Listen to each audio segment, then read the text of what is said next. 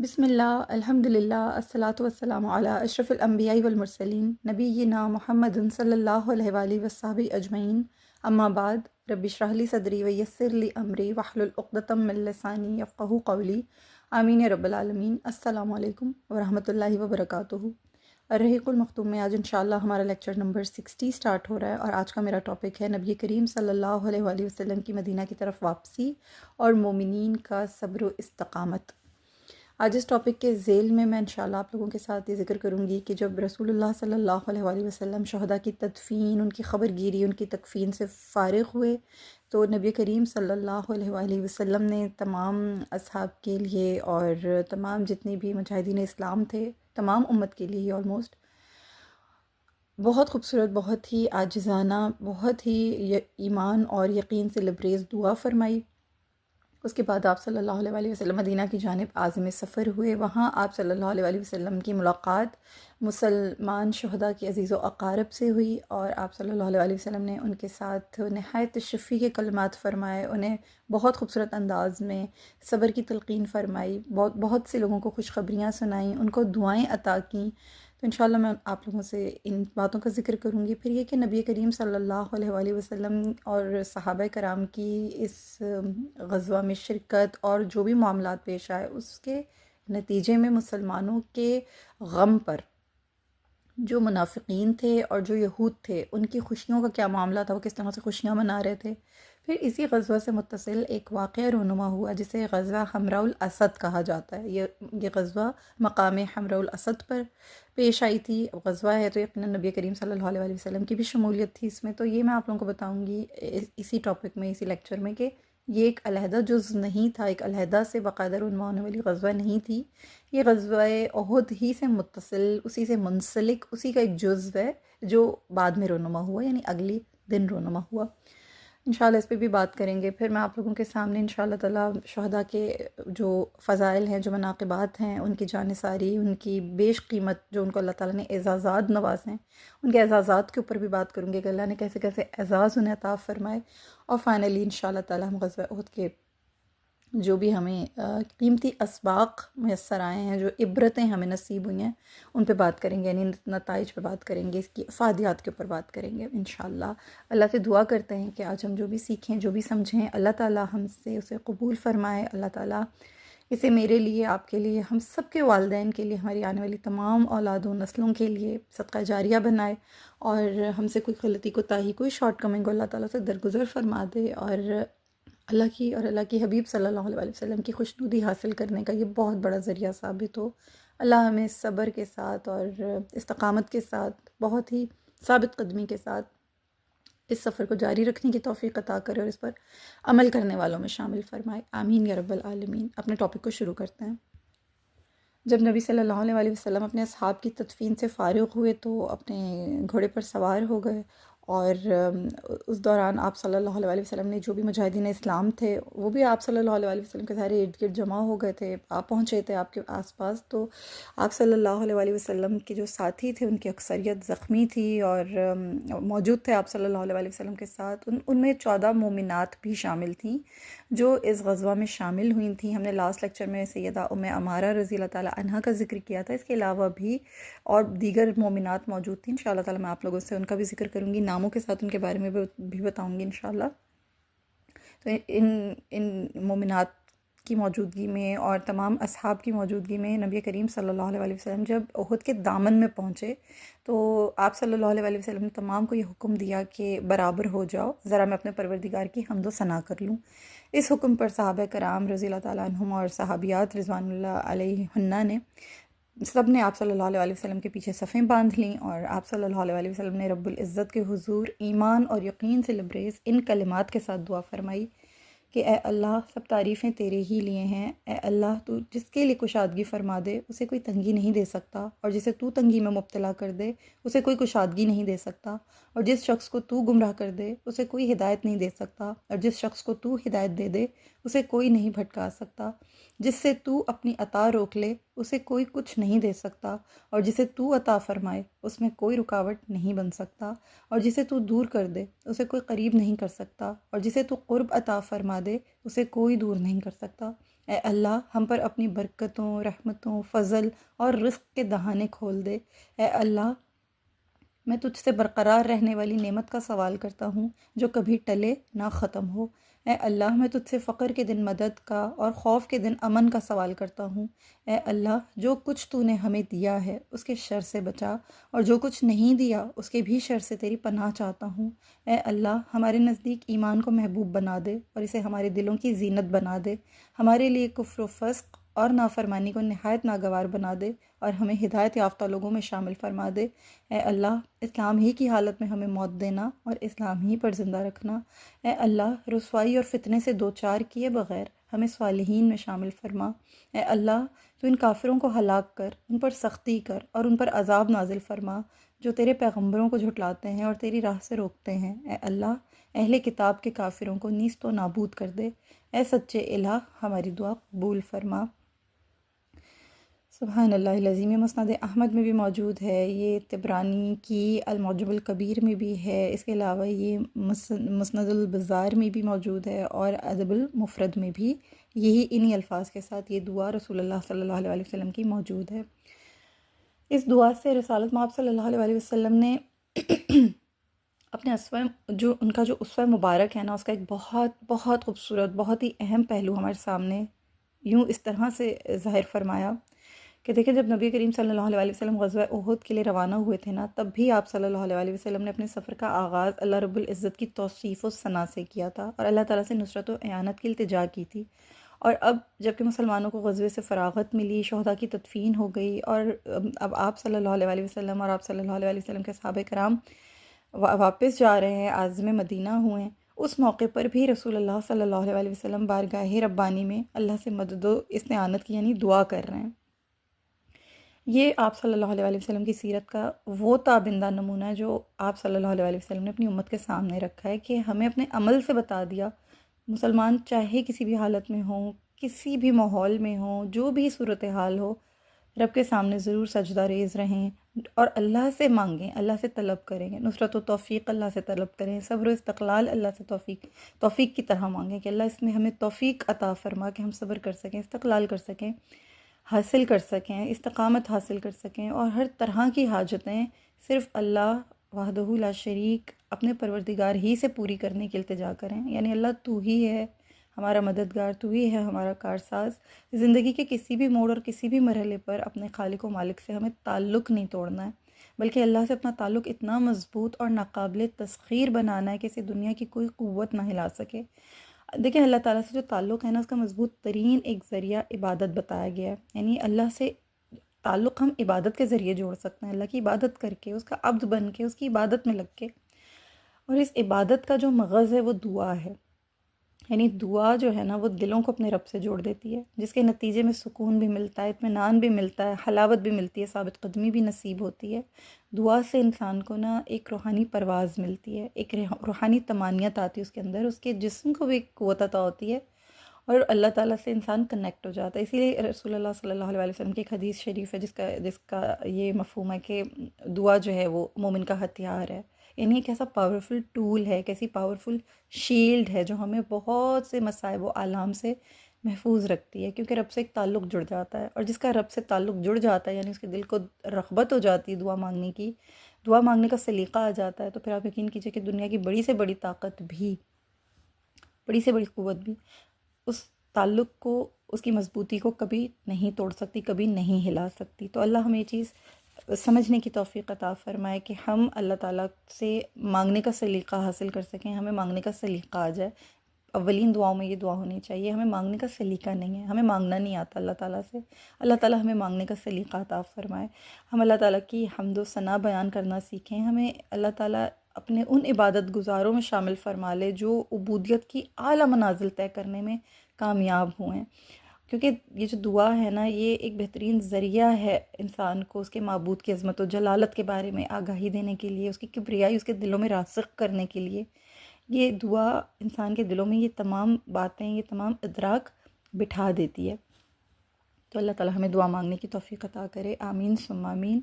پھر نبی کریم صلی اللہ علیہ وسلم جب دعا سے فارغ ہوئے تو اپنے گھوڑے پر سوار ہوئے اور مدینہ کی جانب عازم سفر ہوئے۔ میدان احد میں مسلمانوں کی ایک بہت بڑی تعداد تھی جن کی شہادت کی خبر پا لینے سے مدینہ والوں کی جو حالت تھی وہ یہ تھی کہ بہت ہی گہرے صدمے میں تھے وہ تمام لوگ، اور شدید صدمہ تھا انہیں، خود اس میں رسول اللہ صلی اللہ علیہ وسلم بھی شامل تھے، جو آپ جانتے ہیں کہ سیدنا حمزہ رضی اللہ تعالیٰ عنہ کے بارے میں بھی نبی کریم صلی اللہ علیہ وسلم گہرے صدمے میں تھے، اور اس کا اثر میدان احد میں دیکھنے کو بھی ملا تھا کہ آپ صلی اللہ علیہ وسلم آنسوؤں سے وہاں روئے تھے، اور چہرہ مبارک آپ کا آنسوؤں سے تر ہو گیا تھا، ہچکیاں شروع ہو گئی تھیں آپ صلی اللہ علیہ وسلم، اس قدر تکلیف اور اس قدر غم میں تھے۔ اور مشرکین مکہ نے نہ صرف مسلمانان مدینہ کے جانبازوں کو شہید کیا تھا، بلکہ انہوں نے اس کے علاوہ ایک اور نہایت شقاوت بھرا کام کیا تھا کہ ان کا مسئلہ بھی کیا تھا، یعنی سوائے چند ایک شہداء کے تمام کا مسئلہ ہوا تھا، یہاں تک کہ ان کے جو اہل خانہ تھے وہ بھی ان کو یعنی اپنے عزیزوں کو پہچان نہیں پا رہے تھے، بہت مشکل سے انہوں نے انہیں پہچانا تھا۔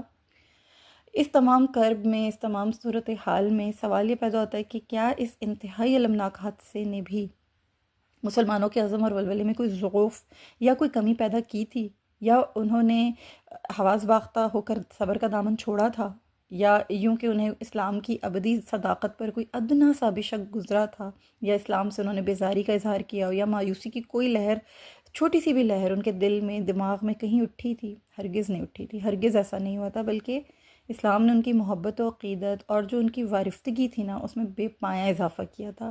شدید رنج و الم کے لمحات میں بھی ان کے اندر اسلام سے والہانہ وابستگی تھی، اور رسول اللہ صلی اللہ علیہ وسلم سے ان کی نہایت گہری اور نہایت بے پایہ عقیدت تھی، جو تاریخ انسانیت کا ایک عدیم النظیر واقعہ ہے۔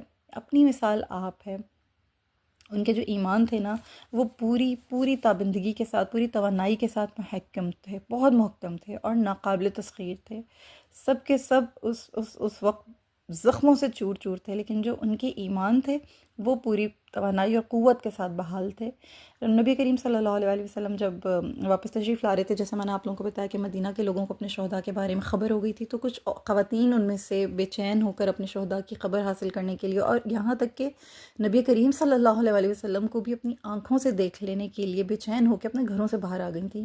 تو اسی طرح سے راستے میں سیدہ حمنہ رضی اللہ تعالیٰ عنہ کا واقعہ ملتا ہے، ان سے آپ صلی اللہ علیہ وسلم کی ملاقات ہوئی۔ یہ مصعب بن عمیر رضی اللہ تعالیٰ عنہ کی زوجہ تھیں، اور حضرت عبداللہ بن جہش رضی اللہ تعالیٰ عنہ کی بہن تھیں۔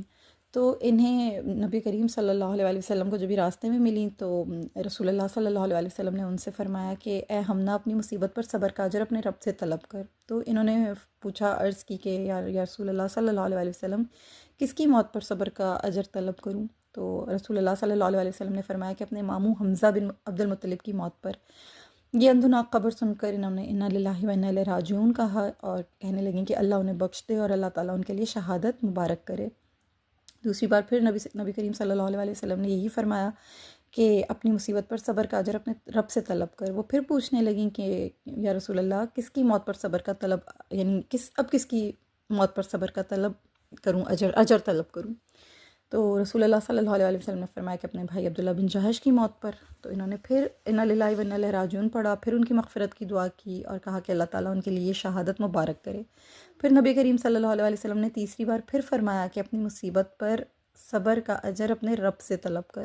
حمنہ نے پھر دریافت کیا کہ یا رسول اللہ صلی اللہ علیہ وسلم، اب کس کی موت پر صبر کا اجر طلب کروں؟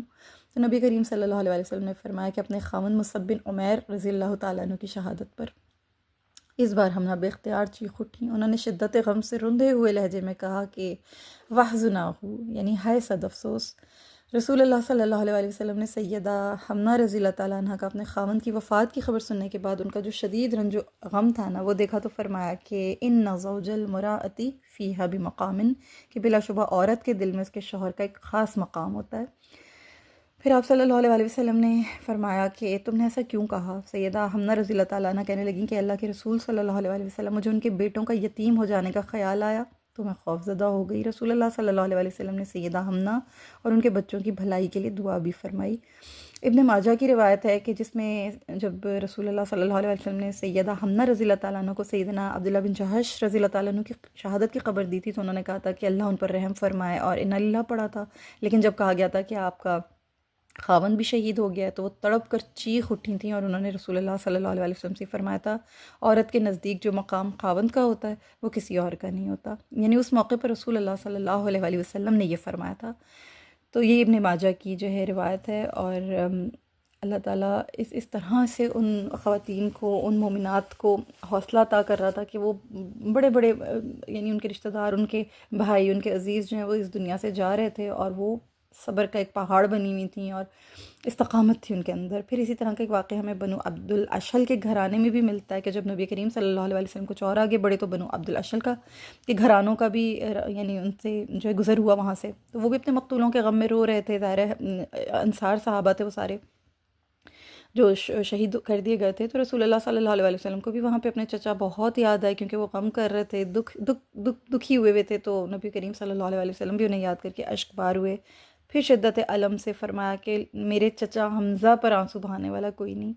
تو خواتین جو تھیں وہ نبی کریم صلی اللہ علیہ وسلم کی تشریف آوری کا جب انہیں علم ہوا تو وہ بے قرار ہو کے اپنے گھروں سے نکل کر آئیں، اور ان کا جو روح مقدس جب دیکھ لیا، خیر و عافیت معلوم کر لی، تو ان کی آنکھیں جو تھیں وہ ٹھنڈی ہوئیں۔ ان میں سے نا اسی دوران میں ایک عامر اشحلیہ، یہ بنو اشل سے تھیں، یہ بول اٹھیں کہ اے اللہ کے رسول صلی اللہ علیہ وآلہ وسلم، آپ کی سلامتی کے بعد ہر مصیبت ہیچ اور ناقابل توجہ ہے۔ سبحان اللہ العظیم۔ تو یہ ان کو یعنی ان کے دلوں کو اتنا راحت ملی تھی، اتنا ان کے دلوں کو ایک سکون ملا تھا نبی کریم صلی اللہ علیہ وسلم کا روح مقدس دیکھ کر، کہ انہوں نے یوں اس طرح سے فرمایا کہ اب کوئی مصیبت قابل توجہ نہیں رہ گئی ہمارے لیے۔ اسی طرح بنو دینار کی خاتون کا بھی واقعہ ہمیں ملتا ہے، جنہیں نبی کریم صلی اللہ علیہ وسلم کو دیکھ کر تشفی حاصل ہوئی تھی، وہ بھی اسی طرح سے جو ہے اپنے مقتولین کی خبر پا کر باہر نکل آئی تھیں، اور ان کے جو صحابیہ تھیں، ان کے والد، ان کے خاوند، ان کے تینوں بھائیوں نے احد کے میدان میں شہادت کا اعزاز پایا تھا۔ لیکن یہ صحابیہ جو تھیں، یہ اس قدر نبی کریم صلی اللہ علیہ وسلم کی محبت میں اور ان کی خیریت معلوم کرنے کے لیے بے چین تھیں، کہ جب انہیں جب ان کے مقتولین کی خبر دی گئی تو یہ کہنے لگیں ساری باتیں چھوڑو، صرف مجھے یہ بتاؤ کہ رسول اللہ صلی اللہ علیہ وسلم کا کیا حال ہے۔ تو صحابہ کرام رضی اللہ تعالیٰ عنہ نے کہا کہ اے فلاں، الحمدللہ رسول اللہ صلی اللہ علیہ وسلم تمہاری تمنا کے مطابق بخیریت ہیں۔ تو وہ کہنے لگیں ذرا مجھے ان کا بس دیدار کرا دو تاکہ مجھے تسلی ہو جائے۔ جب انہیں نبی کریم صلی اللہ علیہ وسلم کی طرف اشارہ کر کے بتایا گیا کہ یہ دیکھو یہ رسول اللہ صلی اللہ علیہ وسلم ہے، تو صحابیہ نے بے اختیار ہو کر یہ کہا کہ اے اللہ کے رسول صلی اللہ علیہ وسلم، اگر آپ سلامت ہیں تو ہر مصیبت ہیچ ہے، پھر کوئی مصیبت نہیں ہے۔ تو سبحان اللہ العظیم، سبحان اللہ العظیم، یعنی مدینہ کے باہر اس خاتون کی ملاقات، اپنے خاندان کے تمام مقتولین کے بارے میں انہیں خبر ملی، انہیں کسی کی پرواہ نہیں تھی، صرف انہیں پرواہ کس کی تھی کہ میں نبی کریم صلی اللہ علیہ وسلم کو دیکھوں، ان کی خیریت حاصل کر سکوں، بس مجھے ان کے بارے میں خیریت مل جائے۔ تو سبحان اللہ العظیم، سبحان اللہ العظیم، اللہ اکبر کبیرہ، یہ ان کی محبتیں تھیں، یہ ان کے جذبے تھے۔ اسی طرح خاندان سعد رضی اللہ تعالیٰ عنہ، ابھی نبی کریم صلی اللہ علیہ وسلم اپنے گھوڑے سے نہیں اترے تھے، ان کے جو گھوڑا تھا آپ صلی اللہ علیہ وسلم کا، اس کی لگام سیدنا سعد بن معاذ رضی اللہ تعالیٰ عنہ نے تھام رکھی تھی۔ اسی دوران میں سیدنا سعد بن معاذ رضی اللہ تعالیٰ عنہ کی جو والدہ تھیں، ان کا نام سیدہ قبصہ بنت رافع رضی اللہ تعالیٰ عنہ تھا، وہ بے قرار ہو کر نبی کریم صلی اللہ علیہ وسلم کی طرف بڑھیں۔ سیدنا سعد رضی اللہ تعالیٰ عنہ رسول اللہ صلی اللہ علیہ وسلم سے یہ عرض کرنے لگے کہ اللہ کے رسول صلی اللہ علیہ وسلم، یہ میری والدہ ہیں۔ تو نبی کریم صلی اللہ علیہ وسلم نے فرمایا مرحبا بہا، یعنی انہیں خوش آمدید ہو۔ رسول اللہ صلی اللہ علیہ وسلم از راہ اخلاق ان کے استقبال کے لیے بھی رک گئے۔ سیدہ سعد رضی اللہ تعالیٰ عنہ نبی کریم صلی اللہ علیہ وسلم کے قریب ہو کر عرض کرنے لگیں میں نے آپ کو بخیر و عافیت دیکھ لیا، تو اب ہر مصیبت ہیچ نظر آنے لگی یا رسول اللہ صلی اللہ علیہ وسلم۔ رسول اللہ صلی اللہ علیہ وسلم نے انہیں ان کے بیٹے عمر بن معاذ رضی اللہ تعالیٰ عنہ کی شہادت کی خبر سنائی اور ان سے تعزیت کی۔ پھر فرمایا اے سعد، آپ خوش ہو جائیں اور ان کے گھر والوں کو بھی خوشخبری سنا دیں، ان کے مقتولین جنت میں سب ایک جگہ اکٹھے ہیں، اور ان شہداء نے اپنے تمام رشتہ داروں کی شفاعت کی ہے۔ سیدہ سعد رضی اللہ تعالیٰ عنہ کہنے لگیں اللہ کے رسول صلی اللہ علیہ وسلم، ہم راضی ہو گئے ہیں، اب ایسی خوشخبری کے بعد بھلا کون آنسو بہائے گا ان پر۔ اس کے بعد سیدہ سعد رضی اللہ تعالیٰ عنہ عرض پرداز ہوئی کہ اللہ کے رسول صلی اللہ علیہ وسلم جو پیچھے رہ گئے ان کے لیے بھی دعا کیجیے۔ آپ صلی اللہ علیہ وسلم نے ان کے لیے دعا کی، اے اللہ ان سب کے دلوں کا غم دور فرما دے، انہیں ان کی مصیبت کا اچھا بدلہ دے اور ان کے پسماندگان کو ان کا اچھا وارث بنا دے۔ اس کے بعد رسول اللہ صلی اللہ علیہ وسلم نے سیدنا سعد رضی اللہ تعالیٰ عنہ سے فرمایا کہ میری سواری کی لگام چھوڑ دو۔ انہوں نے لگام چھوڑ دی، پھر لوگ جو تھے وہ آپ صلی اللہ علیہ وسلم کے پیچھے پیچھے چلنے لگے۔ آپ صلی اللہ علیہ وسلم نے ان تمام سے یہ فرمایا کہ اے ابو عامر، تمہارے قبیلے کے لوگ زخمی ہیں، یعنی بہت زخمی ہیں تمہارے لوگ، تو ان میں سے ہر زخمی جب قیامت کے دن آئے گا اس کے زخم سے اسی طرح وفور جوش سے خون بہہ رہا ہوگا، اس کی رنگت خون جیسی ہوگی لیکن اس کی خوشبو کستوری جیسی ہوگی۔ جو شخص زخمی ہے وہ اپنے گھر رہے، اپنے زخم کا علاج کرے، میرے ساتھ میرے گھر تک کوئی نہ آئے۔ میری خصوصی تاکید ہے کہ تمام زخمی اپنے اپنے گھر چلے جائیں۔ چنانچہ حسب حکم تمام لوگ رک گئے اور تمام زخمی جو تھے وہ ظاہر سی بات ہے زخم لگے ہوئے تھے، بے قرار تھے، اور عشاء کا وقت ہو چکا تھا۔ نبی کریم صلی اللہ علیہ وسلم نے جو ہے سب مسلمانان کو، جتنے بھی مسلمان ساتھ تھے ان سب کو عشاء کی نماز پڑھائی، اور پھر آپ صلی اللہ علیہ وسلم اپنے گھر تشریف لے گئے۔ جب آپ صلی اللہ علیہ وسلم اپنے گھر تشریف لے گئے تو سیدنا سعد رضی اللہ تعالیٰ عنہ نبی کریم صلی اللہ علیہ وسلم کے ساتھ آپ کے گھر تک گئے۔ انہوں نے آپ صلی اللہ علیہ وسلم کو سہارا دے کر گھوڑے سے اتارا، کیونکہ خود آپ صلی اللہ علیہ وسلم بھی شدید زخمی تھے اور آپ صلی اللہ علیہ وسلم پر ظاہر نقاہت طاری تھی۔ رسول اللہ صلی اللہ علیہ وسلم گھوڑے سے اترنے کے بعد سعد بن عبادہ اور سعد بن معاذ رضی اللہ تعالیٰ عنہما کے کندھوں کا سہارا لے کر اپنے گھر تشریف لے گئے۔ جب رسول اللہ صلی اللہ علیہ وسلم کا شان اقدس میں داخل ہوئے تو اپنی تلوار سیدہ فاطمہ الزہرا سلام اللہ تعالیٰ علیہا کے حوالے کی اور فرمایا کہ اس تلوار سے خون کے دھبے دھو ڈالو، اللہ کی قسم آج اس نے اپنا حق ادا کر دیا ہے۔ اس کے بعد سیدنا علی المرتضیٰ کرم اللہ وجہ الکریم نے بھی اپنی تلوار سیدہ فاطمہ الزہرا سلام اللہ تعالیٰ علیہا کو دے دی اور ان سے یہ فرمایا کہ اسے بھی صاف کر دو۔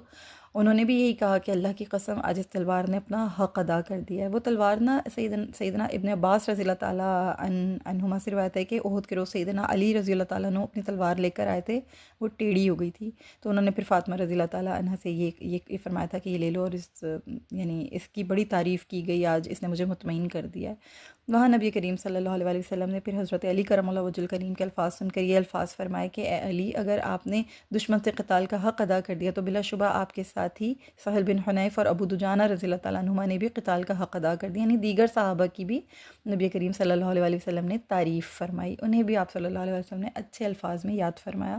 یعنی ایسا محسوس ہوتا ہے نا کہ جیسے ایک واقعہ ختم ہو تو گھر والوں کے ساتھ انسان تذکرہ کر رہا ہو، اس واقعے کو یاد کر رہا ہو، اور جو قابل تعریف معاملات ہوں ان کو انسان پریز کر رہا ہو، اس کو ایکنالج کر رہا ہو، تو وہ والا معاملہ تھا یہاں پہ۔ سبحان اللہ العظیم۔ اس کے بعد ہوا یہ کہ نبی کریم صلی اللہ علیہ وسلم کے گھر کے باہر جو صحابہ کے جو خاص طور پہ جو اوس اور خزرج کے جو سرکردہ افراد تھے، انہوں نے رسول اللہ صلی اللہ علیہ وسلم کی حفاظت کی غرض سے گھر کے دروازے پر رات بھر پہرا دیا کہ کہیں مبادہ قریش جو ہیں وہ دوبارہ نہ آ دھمکیں۔ اس دوران میں جب مسلمان جب واپس آئے تھے تو ظاہر غم سے چور تھے، لیکن جو منافقین تھے، جو یہود تھے، وہ بہت خوش تھے۔ وہ یوں تھا کہ گویا وہ مسلمانوں کے زخموں پر خوب نمک پاشی کر رہے تھے، اور نعوذ باللہ یہاں تک کہہ رہے تھے یہود، کیونکہ ان کے اندر خبث باطن تھا، وہ ظاہر ہے ہر جگہ پر وہ اظہار کرتے تھے اس کا، تو یہ تک نعوذ باللہ کہہ رہے تھے کہ مسلمان جو ہیں وہ یوں ہی چلے گئے محمد صلی اللہ علیہ وسلم کے پیچھے لگ کے، محمد صلی اللہ علیہ وسلم تو صرف بادشاہی اور تخت و تاج کے خواہش مند ہیں، کسی نبی کے ساتھ ایسا سلوک کبھی نہیں ہوا کہ وہ زخمی ہو گیا اور اس کے ساتھ ہی قتل کر دیے گئے ہوں، یعنی اس قدر توہین پر اتر آئے تھے یہ لوگ کہ ان کی زبردست کوشش تھی کہ وہ مسلمانوں کی وحدت کو پارا پارا کر دیں، اور کسی طریقے سے بھی جو ہے مسلمانوں کا اتفاق اور مسلمانوں کی محبتیں جو ہیں وہ ختم ہو جائیں، اور اللہ تعالیٰ کے اوپر جو ان کا ایمان ہے، جو ان کا صبر ہے، استقامت ہے، استقلال ہے، وہ کسی طرح سے متزلزل ہو جائے۔ تو یہ ان کی ایک سازش تھی۔ پھر اسی طرح سے رئیس المنافقین عبداللہ بن ابئی، وہ بھی اپنے بیٹے جو کہ عبداللہ بن ابئی کے بیٹے کا نام بھی حضرت عبداللہ رضی اللہ تعالیٰ عنہ تھا، وہ اسلام لے آئے تھے اور وہ اس غزوہ میں شریک بھی تھے، شدید زخمی تھے اس جنگ میں، تو وہ رات بھر اپنے بیٹے کے کان کھاتا رہا کہ تم نے میری بات مان لی ہوتی تو تم جو ہے عقل مندی کا ثبوت دے دیتے، تم اب اس لڑائی میں گئے تو دیکھو مجھے تو پہلے ہی انجام نظر آ رہا تھا وغیرہ۔ تو ان کے بیٹے عبداللہ بن ابئی نے اپنے والد سے فرمایا کہ اللہ تعالیٰ نے اپنے رسول اور مسلمانوں کے لیے جو کچھ بھی کیا ہے وہ بہت بہتر ہے، تو سبحان اللہ، یہ ان کے بیٹے کا ایمان تھا۔ بہرحال نبی کریم صلی اللہ علیہ وسلم کو یہ تمام معاملات جو تھے وہ سمجھ آ رہے تھے، اور آپ صلی اللہ علیہ وسلم جب یہ تمام چیزیں دیکھ رہے تو سنا، تو ایک روایت میں آتا ہے کہ رسول اللہ صلی اللہ علیہ وسلم نے سیدنا علی بن ابی طالب رضی اللہ تعالیٰ عنہ سے یہ فرمایا تھا کہ اب مشرکین آج کی طرح ہمیں کبھی نقصان نہیں پہنچا سکیں گے، یہاں تک کہ اللہ تعالیٰ ہمیں فتح و نصرت سے سرفراز فرمائے گا۔ یہ سہل الہدیٰ والارشاد میں بھی ہے اور المغازی الواقدی میں بھی موجود ہے یہ واقعہ۔ اس کے بعد میں آپ لوگوں کو بتاتی ہوں کہ غزوہ حمراء الاسد کا کیا واقعہ ہوا تھا۔ جب مشرکین جو تھے، دیکھیں جو مسلمان تھے یہ تو غزوہ احد سے آزمائش پر اتر کر اور جو بھی ان کے معاملات غزوے میں شامل ہوئے، اپنے شہداء کی تدفین وغیرہ کر کے یہ واپس مدینہ تشریف لے آئے۔ دوسری جانب جو کفار کا لشکر تھا وہ بہت شادمان، بہت فرحان مکہ واپس جا رہا تھا۔ ان کو یہ گمان تھا کہ ہم نے تو بڑی ہی کامیابی حاصل کر لی، بڑی فرحت بخش ہم نے جو ہے وہ مارکہ بدر کی ہم نے جو ہے وہ ہزیمت جو ہمیں ہوئی تھی ہم نے وہ ختم کی ہے، اور ہم تو کچھ نہ کچھ ایسا حاصل کر کے آئے ہیں کہ کمال ہو گیا۔ تھوڑا سا آگے جانے کے بعد ان پر اصل حقائق آشکار ہوئے، وہ ایک دوسرے کو ملامت کرنے لگے کہ ہم نے تو اپنے طور پہ فتح حاصل کر لی، لیکن یہ کیسی فتح ہے کہ ہم نے اس کے ثمرات نہیں سمیٹے۔ ابھی بھی مسلمانوں کے جو بڑے بڑے اہم ترین کلیدی رہنما ہیں وہ تو زندہ ہی چھوڑ آئے ہیں ہم، اور وہ تو ابھی موجود ہیں، تو ہماری فتح ابھی بھی ادھوری ہے۔ چنانچہ ان کے فاسد ذہن جو تھے نا وہ پھر سے مدینہ کی طرف لپکنے کے لیے تیار ہونے لگے تاکہ مسلمانوں کے بڑے بڑے رہنماؤں کو ختم کیا جائے۔ تو یہ ان لوگوں کے دماغوں میں شرارت آنا شروع ہوئی، یہ خیال ان کے دماغوں میں آنا شروع ہوا۔ موسیٰ بن عقبہ سے روایت ہے کہ مکہ کا ایک آدمی رسول اللہ صلی اللہ علیہ وسلم کی خدمت میں آیا۔ آپ صلی اللہ علیہ وسلم نے اس سے ابو سفیان اور اس کے ساتھیوں کے بارے میں پوچھا۔ اس نے کہا کہ میں ان لوگوں سے ملتا رہا ہوں، میں نے انہیں آپس میں ایک دوسرے کو یعنی ان لوگوں کو ایک دوسرے کو آپس میں ملامت کرتے ہوئے سنا ہے، اور وہ ایک دوسرے کو یہ کہہ رہے تھے کہ تم لوگوں نے جو کچھ بھی کیا ہے، تم لوگوں نے مسلمانوں پر غلبہ حاصل نہیں کیا، تم لوگ تو انہیں زندہ چھوڑ کر آ گئے ہو، ان کو جڑ سے نہیں کاٹا، ان کی جڑیں نہیں کاٹی، ابھی بھی ان کے بڑے سردار جو بدستور حیات ہیں جو تمہارے خلاف کبھی بھی جمع ہو جائیں گے۔ جب نبی کریم صلی اللہ علیہ وسلم کو ان تمام باتوں کی خبر ہوئی اور مسلمانوں کے اضطراب کا عالم ہوا کہ ابھی بھی منافقین اور یہود جو ہیں وہ یہ سمجھ رہے ہیں کہ مسلمان شکست کھا گئے ہیں، تو نبی کریم صلی اللہ علیہ وسلم نے فیصلہ فرمایا کہ اب ہمیں جو ہے مسلمانوں کو لے کر یعنی حکم دیا کہ مسلمانوں کو لے کر دشمن کی گھات میں نکلنا ہے۔ خصوصی اعلان فرمایا گیا، اور رسول اللہ صلی اللہ علیہ وسلم نے یہ بھی اعلان فرمایا کہ ہمارے ساتھ صرف وہی نکلیں گے جو گزشتہ روز ہمارے ساتھ احد میں موجود تھے، یعنی جو غزوہ میں شامل تھے بس وہی ہوں گے۔ یہ رسول اللہ صلی اللہ علیہ وسلم کا جو یہ حکم تھا نا، اس کا مقصد یہ تھا کہ منافقین مجاہدین کے ساتھ شریک نہ ہونے پائیں، یعنی جنہوں نے دکھا دیا تھا، پہلے ہی دکھا دیا تھا کہ وہ منافقین ہیں، تو اب ان کو شامل کرنے کا ظاہر ہے کسی قسم کا بھی کوئی رجحان پر نہیں پایا جاتا تھا نبی کریم صلی اللہ علیہ وسلم کے اندر۔ کیوں ایسا کیا جا سکتا تھا؟ ایسا نہیں کیا جا سکتا تھا، لہٰذا رسول اللہ صلی اللہ علیہ وسلم نے اس چیز کا اعلان فرمایا کہ وہ شامل نہیں ہوں گے۔ انہیں اس حقیقت کا ادراک ہو جائے، یعنی جتنے بھی یہ عرب ہیں انہیں اس حقیقت کا ادراک ہو جائے کہ مسلمان کمزور بھی نہیں ہیں، اور وہ اپنے دشمنوں کو دبوچنے اور انہیں شکست دینے کی ہر وقت پوری قوت رکھتے ہیں، پوری قدرت رکھتے ہیں۔ جب یہ حکم آیا رسول اللہ صلی اللہ علیہ وسلم کا، تو تمام مسلمان جو تھے مدینہ کے، جتنے بھی جو اس غزوہ میں شامل ہوئے تھے، وہ تمام کے تمام دوبارہ سے ایک دم سے دوبارہ ایکٹیو ہو گئے، اور ان سب کو اس بات میں نکلنے کی خوشی تھی کہ ہم رسول اللہ صلی اللہ علیہ وسلم کے ساتھ دوبارہ جو ہے کسی سفر پہ جا رہے ہیں، دوبارہ ایک غزوہ میں شامل ہو رہے ہیں۔ یہ مخلص مجاہدین تھے، ان کے اندر خلوص تھا۔ عبداللہ بن ابی نے بھی یہ موقع غنیمت جانا، اس نے دوبارہ رسول اللہ صلی اللہ علیہ وسلم کی خدمت میں آ کر یہ پیشکش کی کہ میں بھی آپ کے ساتھ چلتا ہوں، آپ میری بھی خدمت کو قبول فرما لیں، لیکن رسول اللہ صلی اللہ علیہ وسلم نے اسے اجازت نہیں دی، بلکہ صاف صاف ارشاد فرمایا کہ جاؤ، اسلام کو تمہاری ضرورت نہیں ہے۔ یہ جتنے بھی مسلمان خلوص کے ساتھ شامل تھے، ان سب نے نبی کریم صلی اللہ علیہ وسلم کی آواز پر لبیک کہا، اور نبی کریم صلی اللہ علیہ وسلم نے علم جہاد منگوایا، اور ابھی تک وہ کھولا بھی نہیں گیا تھا، یعنی جو جہاد کا جو علم تھا جو کل لپیٹا گیا تھا نا، وہ بھی کھولا بھی نہیں گیا تھا۔ نبی کریم صلی اللہ علیہ وسلم نے وہ علم سیدنا علی المرتضیٰ کرم اللہ وجہ الکریم کے حوالے کیا، اور آپ نے سیدنا عبداللہ بن ابن ام مکتوم رضی اللہ تعالیٰ عنہ کو مدینہ منورہ میں اپنا نائب مقرر فرمایا، گھوڑے پر سوار ہوئے اور مجاہدین کو ساتھ لے کر میدان کارزار کی طرف روانہ ہو گئے۔ یہ جو واقعہ ہے نا، یہ اتنا خوبصورت ہے کہ آپ اس میں شوق جہاد دیکھیے کہ صحابہ کرام رضی اللہ تعالیٰ عنہ جو زخموں سے شدید چور چور ہوئے ہیں، ابھی کل رات کو واپس آئے ہیں، اور منادہ ہوا، جب اعلان ہوا رسول اللہ صلی اللہ علیہ وسلم کی طرف سے کہ تمام مجاہدین مشرکین کا تعاقب کرنے کے لیے نکلیں، تو تمام کے تمام ایز اٹ از انہی حالتوں میں اپنے گھروں سے نکل آئے اور نبی کریم صلی اللہ علیہ وسلم کے ساتھ شامل ہو گئے۔ سبحان اللہ العظیم۔ نبی کریم صلی اللہ علیہ وسلم نے قبیلہ اسلم کے 3 افراد کو نا بطور مقدمۃ الجیش، یعنی اپنے جو آپ صلی اللہ علیہ وسلم کا جو گروہ تھا، جو آپ صلی اللہ علیہ وسلم کا گروپ تھا، مقدمۃ الجیش کے طور پر کفار مدینہ کا تعاقب کرنے کے ارادے سے روانہ کیا۔ ان میں سے 2 حمراء الاسد کے مقام پر کفار قریش کے پاس پہنچ گئے اور ان کی اونچی اونچی آوازیں جو تھیں وہ انہوں نے سن لیں۔ وہ آپس میں دوبارہ مدینہ کی طرف لوٹنے کی سازش کر رہے تھے۔ اچانک جب مشرکین نے ان دونوں کو دیکھا تو انہیں پکڑا اور انہیں شہید کر ڈالا۔ رسول اللہ صلی اللہ علیہ وسلم جب پھر حمراء الاسد پہنچے تھے تو آپ صلی اللہ علیہ وسلم نے انہیں وہیں ایک ہی قبر میں دفن کر دیا تھا، ان کی تدفین وہیں ہو گئی تھی۔ رسول اللہ صلی اللہ علیہ وسلم اتوار کے روز حمراء الاسد پہنچے۔ یہ علاقہ مدینہ سے 8 میل کی دوری پر ہے۔ آپ صلی اللہ علیہ وسلم نے وہاں پیر، منگل اور بدھ 3 دن قیام فرمایا۔ حمراء الاسد میں معبد بن ابو معبد خزائی، یہ خزاع قبیلے سے تھا، اور خزاع قبیلہ جو تھا نا یہ بنو ہاشم قبیلے کا حلیف تھا، یعنی ان کے آپس میں عہد و پیمان ہوئے تھے کہ کوئی بھی حالات ہو ہم ایک دوسرے کے مددگار ثابت ہوں گے۔ تو وہ شخص جو تھا وہ رسول اللہ صلی اللہ علیہ وسلم کے پاس سے اس کا گزر ہوا۔ اس وقت وہ مشرک تھا، لیکن اس کی قوم اور کفار قریش کے درمیان عداوت چل رہی تھی۔ بنو خزاعہ کے ساتھ آپ کو معلوم ہے کہ قریش مکہ کا ایک تنازع چل رہا تھا، ہر موقع پر وہ ایک دوسرے کے خلاف تھے، اور وہ بنو ہاشم کے حلیف تھے۔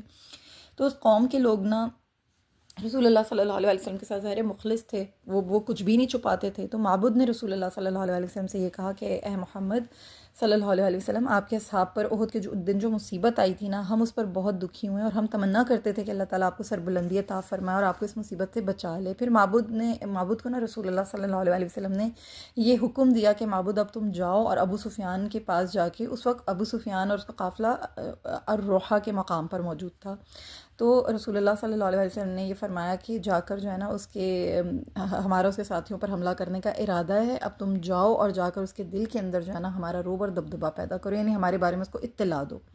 ابو سفیان جو وہاں پر موجود تھا تو ظاہر ہے وہاں پر اپنے ساتھیوں کے ساتھ اور اپنے جتنے بھی اس کے جو لشکر کے لوگ تھے ان کے ساتھ یہ پلاننگز کر رہا تھا کہ مدینہ کی طرف واپس جانے کی کس طرح سے تیاری کرنی ہے۔ اس دوران میں سیدنا ابن عباس رضی اللہ تعالیٰ عنہما سے روایت ہے کہ جب مکی لشکر مقام الروحہ پر پہنچا نا تو پھر وہاں پر یہ جو معبد بن ابو معبد خزائی ہے یہ وہاں پہنچا۔ اس نے جب جا کر دیکھا اور اس نے اس چیز کا اندازہ ہوا کہ ابو سفیان تو یہ تیاری کر رہا ہے، تو اس نے جا کر ابو سفیان کو یہ کہا کہ تم لوگوں نے نہ محمد صلی اللہ علیہ وسلم کو قتل کیا، نہ ان کی نوجوان عورتوں کو اپنی اونٹنیوں پر پیچھے بٹھا کر ساتھ لائے۔ تم لوگوں نے ابو سفیان ایکچولی اپنے لوگوں کے ساتھ نا یہ باتیں کر رہا تھا کہ تم لوگوں نے بہت غلط کیا، تم لوگوں نے نہ ان کو قتل کیا معاذ اللہ، نہ ان کی نوجوان عورتوں کو اپنی اونٹنیوں پر بٹھا کر پیچھے لے کر اپنے ساتھ آئے ہو، یہ تم لوگوں نے کیا ہے۔ اب جب اس کو یہ خبر ملی کہ رسول اللہ صلی اللہ علیہ وسلم مجاہدین کو ان کا تعاقب کرنے کا حکم دے چکے ہیں اور وہ تشریف لا رہے ہیں، تو تمام کے تمام مجاہدین جو ہیں وہ نہایت تیز قدمی سے پیش قدمی بھی کر رہے ہیں، یعنی تیزی سے پیش قدمی بھی کر رہے ہیں۔ اب ابو سفیان جو تھا وہ بہت زیادہ گھبرایا اور اس نے یہ سوچا کہ اب تو میرے ساتھ جو ہے بہت معاملہ خراب ہو سکتا ہے، اور مسلمان جو ہیں وہ آتش غیظ و غضب میں ہیں، اور معبد نے بھی ظاہر سی بات ہے یہی خبر دی کہ وہ لوگ تو بہت تیزی سے آ رہے ہیں، ان کی جمعیت اکٹھی ہو گئی ہے، بہت بھاری جمعیت لے کر آ رہے ہیں، اور وہ تو بہت مشتعل ہوئے ہیں اس وقت، اور وہ ان کے سینے آتش غیظ و غضب سے دہک رہے ہیں، تو تم وہ نہ ہو کہ تمہاری فوج جو اس قدر طیش و التہاب کو دیکھ کر جو ہے وہ ڈگمگا جائے، تو بہتر یہ ہے، میں تمہیں یہی مشورہ دے رہا ہوں کہ تم ان کے ساتھ جو ہے معاملہ جو ہے اپنا سیدھا کرو اور تم اپنے مکہ واپس چلے جاؤ، میں تمہاری بھلائی کی خاطر تمہیں ایسا کرنے سے منع کر رہا ہوں، تو ایسا مت کرنا۔ ابو سفیان نے جب یہ باتیں سنی وہ ڈر گیا، اس نے مکہ واپس جانے کے لیے مسلمانوں سے دوبارہ نہ لڑنے کے لیے اس نے یہ ارادہ فرما لیا، یعنی کر لیا، اور اسی میں عافیت سمجھی کہ اب ہم جو ہیں مکہ واپس چلے جاتے ہیں اور مسلمانوں کا دوبارہ مقابلہ نہیں کریں گے۔ تو اس طرح سے یہ جو کفار مکہ تھے یہ واپس چلے گئے، اور البتہ جب مکہ جا رہے تھے نا تو یہ مکہ پلٹنے سے پہلے اس نے جو ہے تھوڑا سا اس نے ایک ہیلا سوچا کہ مسلمانوں کی رفتار جو ان کے قدموں کی رفتار جو تھوڑا روک دی جائے، تھوڑا ہلکا کر دیا جائے، تو اس نے قبیلہ عبد القیس کے قافلے سے مل کر اس نے یہ کہا کہ تم لوگ مدینہ جا رہے ہو تو میں تم لوگوں کو کھانے پینے کا کچھ سامان دوں گا، اور جب تم لوگ میرے پاس آؤ گے تو میں تم لوگوں کو اتنی کشمش دوں گا کہ تم لوگوں کے جب اوکاز میں تم لوگ آؤ گے، یعنی اوکاز آپ کو پتہ ایک بازار ہوا کرتا تھا، کہ تم لوگوں کی جو اونٹنیاں ہیں نا ان کی پیٹھ پر وہ بوجھ اونٹنیاں اٹھا نہیں سکیں گی، میں اتنی کشمش تم لوگوں کو دوں گا۔ تم لوگ بس جا کر محمد صلی اللہ علیہ وسلم سے یہ کہنا کہ ہم مدینہ پر دوبارہ حملہ کرنے کا فیصلہ کر چکے ہیں، اور ہم جو تمہارے باقی ماندہ لوگ ہیں ان کو بھی قتل کر دیں گے۔ یہ قافلہ رسول اللہ صلی اللہ علیہ وسلم کے پاس سے گزرا اور ابو سفیان کا پیغام پہنچایا۔ رسول اللہ صلی اللہ علیہ وسلم نے فرمایا حسبنا اللہ و نعم الوکیل، ہمارے لیے اللہ ہی کافی اور بہترین کارساز ہے۔ اس بات کو اللہ تعالیٰ نے پھر ان آیات میں یوں ارشاد فرمایا، اللہ پاک نے یوں فرمایا کہ انہی سے لوگوں نے کہا تھا کہ تمہارے خلاف ایک بڑی فوج جمع ہوئی ہے، بس تم ان سے ڈرو۔ تب اس بات نے ان کے ایمان میں اضافہ کر دیا اور انہوں نے کہا ہمیں اللہ کافی ہے، وہ بہت اچھا کارساز ہے۔ پھر وہ اللہ کی نعمت اور فضل کے ساتھ لوٹے، انہیں کوئی نقصان نہ پہنچا، اور انہوں نے اللہ کی رضا کی پیروی کی، اور اللہ بہت بڑے فضل والا ہے۔ سبحان اللہ العظیم۔ یہ جو آیت ہے یہ سورہ آل عمران آیت نمبر 173 اور 174 ہے۔ اللہ نے یہ غزوہ حمراء الاسد کے موقع پر یہ آیت جو ہے نازل فرمائی تھی، اس موقع پر ہوئی تھی۔ پھر ہوا یہ کہ نبی کریم صلی اللہ علیہ وسلم حمراء الاسد سے جب واپس آنے لگے تو وہاں آپ نے 2 آدمیوں کو پایا، انہیں آپ نے گرفتار کروا لیا، اپنے صحابہ سے کہہ کے انہیں گرفتار کر لیا گیا۔ ان میں سے ایک معاویہ بن مغیرہ بن ابو العاص یہ موجود تھا، جو عبد الملک بن مروان کا نانا تھا، اور دوسرا شخص جو تھا وہ ابو عزہ جمحی تھا، یہ قبیلہ جم سے اس کا تعلق تھا۔ اسے آپ صلی اللہ علیہ وسلم نے بدر میں قید کیا تھا، لیکن رحم فرما کر اسے بطور احسان چھوڑ دیا تھا، لیکن اس نے احسان فراموشی کا مظاہرہ کیا تھا اور اپنے شیروں سے مکی لشکر کو اس نے دوبارہ سے اکسایا تھا اور انہیں جنگ پر آمادہ کیا تھا۔ جب یہ حمراء الاسد میں پکڑا گیا تو ظاہر منت سماجت کرنے لگا کہ اللہ کے رسول مجھے معاف کر دیجئے، اور نبی کریم صلی اللہ علیہ وسلم نے اس دفعہ اس کی درخواست کو قبول نہیں فرمایا۔ آپ صلی اللہ علیہ وسلم نے فرمایا اللہ کی قسم ہرگز نہیں، اس بار تمہیں نہیں چھوڑوں گا، مبادا تم مکہ میں اپنے رخسار پر ہاتھ پھیر پھیر کر کہو کہ میں نے محمد صلی اللہ علیہ وسلم کو 2 دفعہ دھوکہ دیا ہے۔ تو نبی کریم صلی اللہ علیہ وسلم نے سیدنا زبیر رضی اللہ تعالیٰ عنہ کو حکم دیا کہ اسے کیفر کردار تک پہنچا دو، چنانچہ انہوں نے اسے قتل کر دیا۔ اور ایک روایت میں ہے کہ نبی کریم صلی اللہ علیہ وسلم نے عاصم بن ثابت رضی اللہ تعالیٰ عنہ سے یہ بھی فرمایا تھا کہ بلا شبہ مومن ایک سوراخ سے 2 مرتبہ نہیں ڈسا جاتا، اے عاصم بن ثابت اس کی گردن مار دو، چنانچہ انہوں نے اس کی گردن مار دی۔ تو یہ اس شخص کا معاملہ ہوا۔ پھر معاویہ بن مغیرہ یہ مسلمانوں کے ہاتھ جب گرفتار ہوا تو یہ سیدنا عثمان بن عفان رضی اللہ تعالیٰ عنہ سے، کیونکہ یہ بھی بنو عبد شمس سے تھا، بنو امیہ سے تھا، تو اس نے ان سے حضرت عثمان بن عفان رضی اللہ تعالیٰ عنہ سے امان کی درخواست کی اور اسے امان دے دی گئی۔ رسول اللہ صلی اللہ علیہ وسلم نے اسے امان دے دی، یہ اس شرط پر کہ یہ 3 دن سے زیادہ جو ہے مدینہ میں نہیں رہے گا، مدینہ میں 3 دن رہے گا، اس کے بعد یہ چلا جائے گا، اور اگر یہ وہاں پایا گیا تو اسے قتل کر دیا جائے گا۔ لیکن اس شخص نے، معاویہ نے، مدینہ میں چھپ گیا اور اس نے 3 دن سے زیادہ کا عرصہ گزر جانے کے باوجود مدینہ سے نکلنے کا اس نے کوئی ارادہ نہیں کیا، یہ مدینہ میں ہی موجود رہا، یعنی اس نے اپنی عہد شکنی کی۔ تو رسول اللہ صلی اللہ علیہ وسلم نے زید بن حارثہ اور عمار بن یاسر رضی اللہ تعالیٰ عنہما کو اس کے تعاقب میں روانہ کیا اور فرمایا کہ تم معاویہ کو جہاں پر بھی چھپا ہوا پاؤ گے وہاں پر جاؤ اور اس کا سر قلم کر دو۔ چنانچہ ان دونوں نے اسے وہیں پایا جہاں پر آپ صلی اللہ علیہ وسلم نے یہ فرمایا تھا کہ تم اسے فلاں جگہ چھپا ہوا پاؤ گے۔ آپ صلی اللہ علیہ وسلم نے انہیں بتا دیا تھا، یعنی آپ صلی اللہ علیہ وسلم نے اطلاع دے دی تھی کہ اس کو وہاں پہ چھپا ہوا پاؤ گے، جاؤ وہاں جا کے اس کا کام تمام کرو، اس کو ختم کر دو۔ پھر نبی کریم صلی اللہ علیہ وسلم کے حکم پر ان دونوں نے جا کر اسے وہیں پایا، گرفتار کیا، پھر اس کا سر تن سے جدا کر دیا۔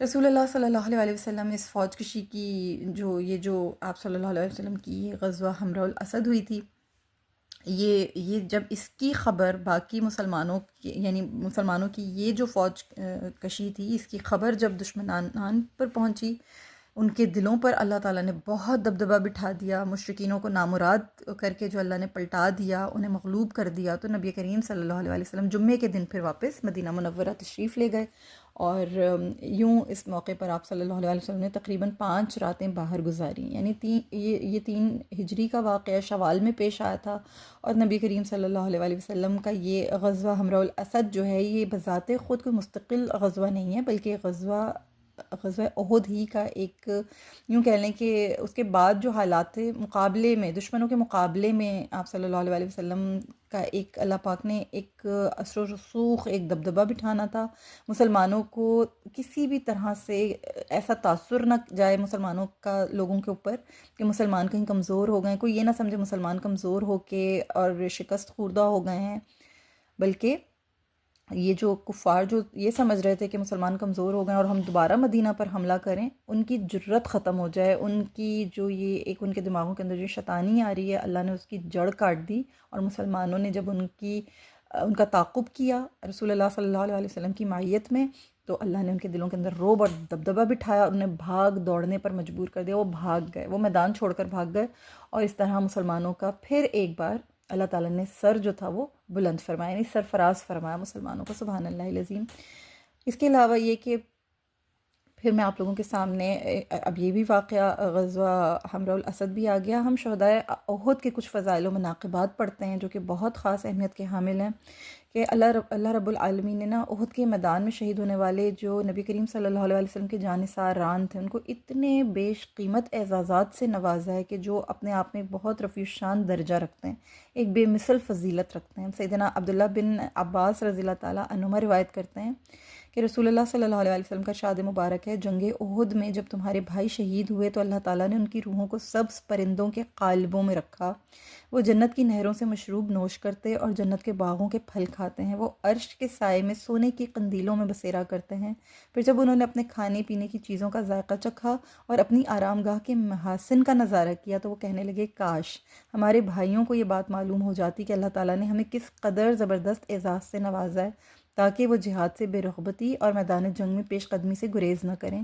اللہ تعالیٰ نے فرمایا تمہاری طرف سے یہ پیغام میں پہنچا دیتا ہوں. چنانچہ اس سلسلے میں پھر اللہ تعالیٰ نے اپنے رسول صلی اللہ علیہ وسلم پر یہ آیات نازل فرمائی تھیں جو سورہ آل عمران آیت نمبر 169 اور 171 میں کہ اور ان لوگوں کو مردہ خیال نہ کرو جو اللہ کے راستے میں مارے گئے ہیں بلکہ وہ زندہ ہیں. انہیں اللہ کے انہیں ان کے رب کے ہاں رزق دیا جاتا ہے. جو کچھ اللہ نے اپنے فضل سے انہیں دیا اس پر وہ خوش ہیں اور ان مومنوں کے بارے میں بھی خوشی محسوس کرتے ہیں جو ابھی تک ان سے نہیں ملے اور ان کے پیچھے دنیا میں رہ گئے ہیں کہ انہیں نہ کوئی خوف ہوگا اور نہ وہ غمگین ہوں گے. وہ اللہ کی نعمت اور اس کا فضل عطا ہونے پر خوشی محسوس کرتے ہیں اور بے شک اللہ مومنوں کا اجر ضائع نہیں کرتا. سبحان اللہ العظیم، اللہ اکبر کبیرہ.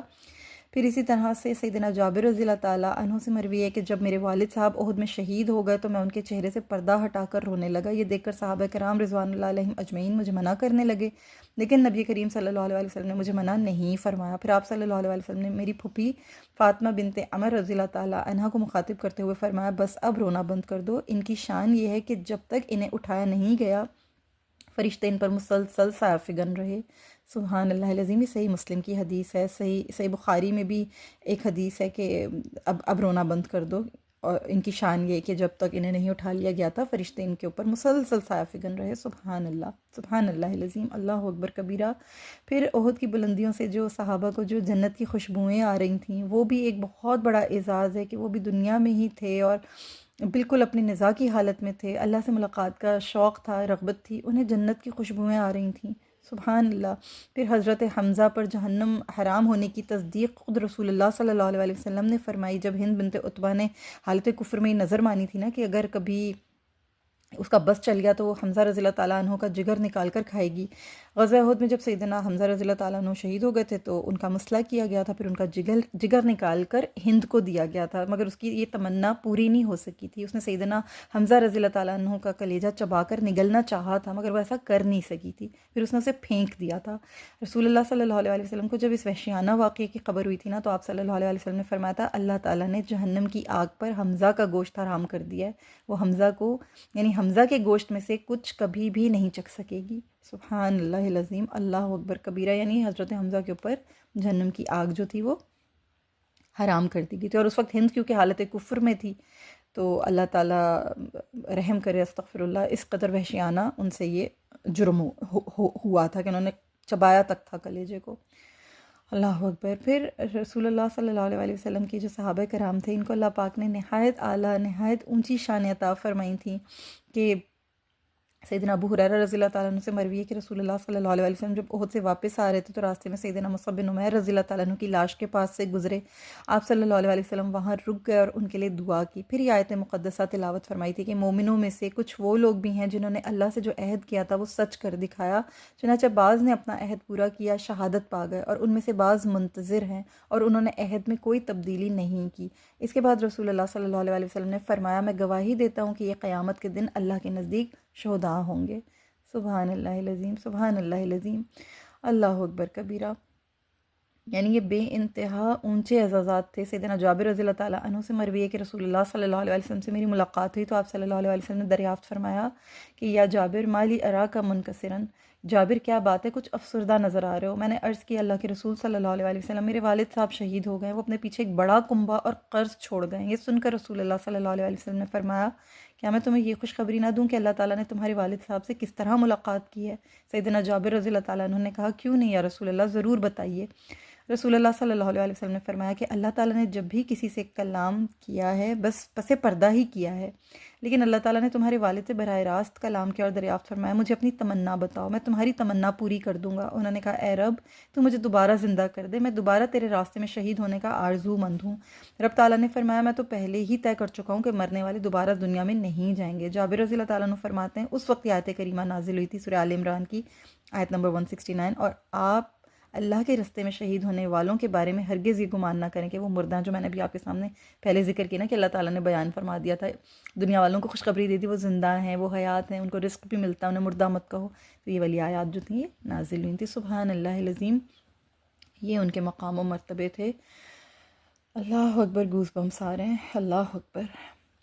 پھر اس کے بعد میں آپ لوگوں کے ساتھ انشاءاللہ تعالیٰ اب جو خوبصورت غزوہ کے حالات و واقعات میں نکلنے والی جو عبرتیں ہیں، جو حاصل ہونے والے انتہائی قیمتی اسباق ہیں، ان کے اوپر انشاءاللہ تعالیٰ میں بات کرتی ہوں آپ کے ساتھ کہ اللہ تعالیٰ کا نا یہ قانون رہا ہے کہ کبھی بھی جو حق ہوتا ہے نا وہ کبھی مغلوب نہیں ہوتا ہے، حق ہمیشہ غالب رہتا ہے اور باطل کو کبھی فتح نصیب نہیں ہوتی ہے۔ لیکن یہ بات حتمی ہے کہ جو انجام کار مومنوں اور متقین کو یعنی کہ جو فتح نصیب ہوتی ہے نا، اس کے اندر بھی اللہ تعالیٰ کی بہت ساری حکمتیں پوشیدہ ہوتی ہیں۔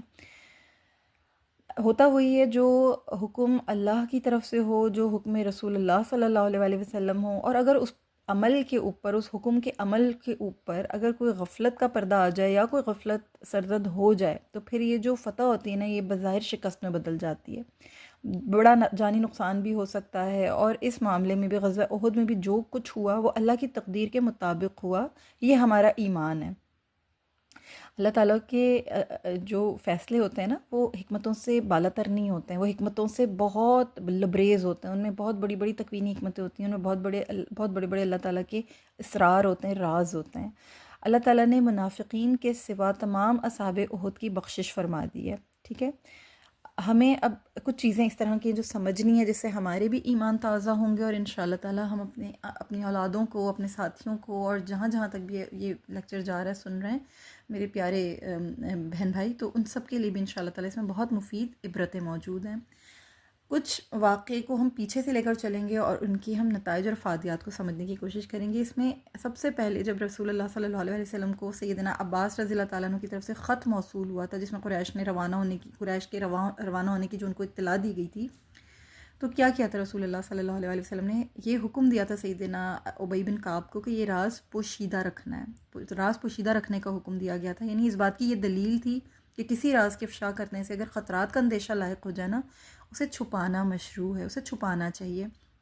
اور ویسے ہی حق تو یہ ہے کہ جب بھی کوئی سیکرٹ آپ کے پاس ہو، کسی کا بھی راز آپ کے پاس ہو، راز امانت ہوتا ہے، اس امانت کو کبھی بھی اس کو جو ہے اس کے اندر خیانت نہیں کرنی چاہیے، اس کو افشا نہیں کرنا چاہیے، اس کی حفاظت کرنی چاہیے۔ تو یہی معاملہ تھا، یہی ہمیں یہاں سے سبق دیا گیا ہے کہ ممکن تھا کہ کفار جو ہیں وہ جان جاتے کہ مسلمانوں تک یہ خبر چلی گئی ہے، یا پھر ممکن تھا کہ جب مسلمانوں کو یہ خبر مل جاتی تو ان کے دل جو تھے وہ پہلے سے ہی کفار کا رعب کھا جاتے، ان کے دلوں میں کفار کا رعب پیدا ہو جاتا ہے نا۔ یا پھر یہ بھی ممکن تھا کہ مومنین جو تھے وہ شدید غم اور پریشانی میں مبتلا ہو جاتے، اور منافقین کو خوش ہونے کا موقع مل جاتا، یہود کو مزید سازشیں تیار کرنے کا موقع مل جاتا۔ تو بہت ساری وجوہات کی بنا پہ یہ جنگی راز جو تھا اس کو راز رکھنے کا حکم دیا گیا، اور یہ سمجھایا گیا کہ جو سیکرٹس بہت بہت امپورٹنٹ ہوتے ہیں، بہت ہائی فائی ہوتے ہیں، انہیں ہمیشہ صیغہ راز میں رکھنا چاہیے، انہیں ڈسکلوز نہیں کرنا چاہیے، صحیح وقت کا انتظار کرنا چاہیے۔ خاص طور پہ جو جنگی راز ہوں، اسٹریٹجیز جو ہوں، وہ کبھی بھی دشمن کے سامنے نہیں لانی چاہیے۔ پھر صحابہ کرام رضی اللہ تعالیٰ عنہم سے مشاورت، یہاں نبی کریم صلی اللہ علیہ وسلم جس طرح صحابہ کرام سے مشورہ لیا کہ ہمیں مدینہ سے باہر نکل کر دشمن کا مقابلہ کرنا چاہیے یا مدینہ ہی میں رہ کر کرنا چاہیے، اکثر صحابہ نے مشورہ دیا کہ ہمیں مدینہ سے باہر نکل کر کفار کا مقابلہ کرنا چاہیے۔ اس واقعے سے دو نہایت اہم سبق حاصل ہوتے ہیں، ایک یہ کہ امیر جماعت کو اہم معاملات میں جماعت سے مشورہ کرنا چاہیے، دوسرا یہ کہ بعض اوقات بعض معاملات میں اکثریت کی رائے ملحوظ رکھنی چاہیے، لیکن یہ کوئی التزامی اصول نہیں ہے کہ اکثریت کی رائے لازماً مانی جائے۔ اکثر مراحل ایسے ہوتے ہیں جہاں اکثریت کو ترجیح نہیں دی جاتی۔ نبی کریم صلی اللہ علیہ وسلم نے جب بھی اور جہاں بھی اسلامی عقائد یا دین کے اصل تشخص کے برعکس کوئی شائبہ پایا، وہاں آپ صلی اللہ علیہ وسلم نے اکثریت کا مشورہ نہیں مانا، جیسا کہ صلح حدیبیہ کے موقع پر بھی ہوا تھا کہ اکثریت یہ کہہ رہی تھی کہ نہیں ہمیں جانا چاہیے، اور رسول اللہ صلی اللہ علیہ وسلم نے اکثریت کا جو مشورہ تھا وہ نہیں مانا تھا۔ اسی طرح غزوہ احد کے موقع پر رسول اللہ صلی اللہ علیہ وسلم نے صحابہ کرام رضی اللہ تعالیٰ عنہم سے مشورہ کیا کہ ہمیں آگے بڑھ کر دشمن کا مقابلہ کرنا چاہیے یا ہم مدینہ میں رہ کر اپنا دفاع کریں۔ تو اس سے بھی یہ ثابت ہوا کہ دشمن کے خروج کی خبر سن کر اپنے شہر سے باہر نکل کر لڑنا واجب نہیں، بلکہ اپنے شہر میں لڑنا زیادہ مناسب ہو تو وہیں رہ کر بھی دشمن کا مقابلہ کیا جا سکتا ہے، جیسا کہ نبی کریم صلی اللہ علیہ وسلم نے اس بات کی طرف بھی اشارہ فرمایا تھا، یعنی آپ صلی اللہ علیہ وسلم بھی خود یہ چاہ رہے تھے نا۔ تو یہ ہمیں اس موقع پر بھی ہمیں یہ 2-3 پہلو ہمیں ایک سمجھ لیں کہ عبرت کی طرح یا سبق کی طرح ہمیں دیکھنے کو ملتے ہیں۔ پھر جنگی تیاری میں ثابت قدمی بہت اہم چیز ہوتی ہے۔ جب نبی کریم صلی اللہ علیہ وسلم نے فرمایا تھا کہ کسی نبی کے لیے مناسب نہیں کہ وہ اسلحہ پہن کر بعد میں جو ہے یعنی پہن لینے کے بعد اسے جوں کا توں رکھ دے، یہاں تک کہ اللہ تعالیٰ اس کے اور اس کے دشمن کے درمیان فیصلہ کر دے، جیسے میں نے آپ لوگوں کو یہ بتایا تھا، جو یہ حدیث میں نے آپ لوگوں کے سامنے رکھی تھی۔ تو دیکھیں علامہ ابن قیم رحمہ اللہ فرماتے ہیں کہ جب جہاد کا آغاز ہو جائے تو پھر اس میں شریک ہونا لازم ہو جاتا ہے، حتیٰ کہ اگر کسی نے اسلحہ اٹھا لیا اور اس کے لیے تیاری شروع کر دی تو اس کے لیے مناسب نہیں کہ خروج کے وقت واپس آ جائے۔ اور شیخ الاسلام ابن تیمیہ رحمہ اللہ یہ فرماتے ہیں کہ علم اور جہاد کا آغاز کرنے سے یہ امور لازم ہو جاتے ہیں۔ کسی کے لیے جائز نہیں کہ وہ قرآن یاد کرنے کے بعد بھلا کر ضائع کر دے، کیونکہ نبی کریم صلی اللہ علیہ وسلم کا فرمان ہے جس نے قرآن مجید یاد کر کے بھلا دیا وہ روز قیامت اللہ تعالیٰ سے اس حالت میں ملے گا کہ وہ کوڑ کی بیماری میں مبتلا ہوگا۔ استغفر اللہ العظیم۔ تو کہنے کی بات یہ ہے کہ دیکھیں یہ علم حاصل کرنا بھی جہاد ہے اور ثابت قدم رہنے کا حکم ہے۔ علم اور جہاد کا آغاز کرنے کے جو امور ہیں وہ پھر لازم ہے کہ اس کو جو ہے ان پوری شرائط کے ساتھ اسے مکمل کیا جائے۔ تو ثابت قدمی بہت ضروری ہے، ٹھیک ہے۔ یہ بڑے بڑے علماء دین کا فرمان ہے، یہ بڑے بڑے اصحاب علم کا فرمان ہے، ٹھیک ہے۔ پھر یہ کہ جنگ کی جو تیاری ہوتی ہے وہ بھرپور انداز میں کرنی چاہیے۔ نبی کریم صلی اللہ علیہ وسلم نے بھی جنگ کے لیے خوب تیاری کی اور تمام ممکنہ وسائل بروئے کار لائے، حتیٰ کہ آپ صلی اللہ علیہ وسلم نے بیک وقت 2 زرہیں بھی زیب تن فرمائیں۔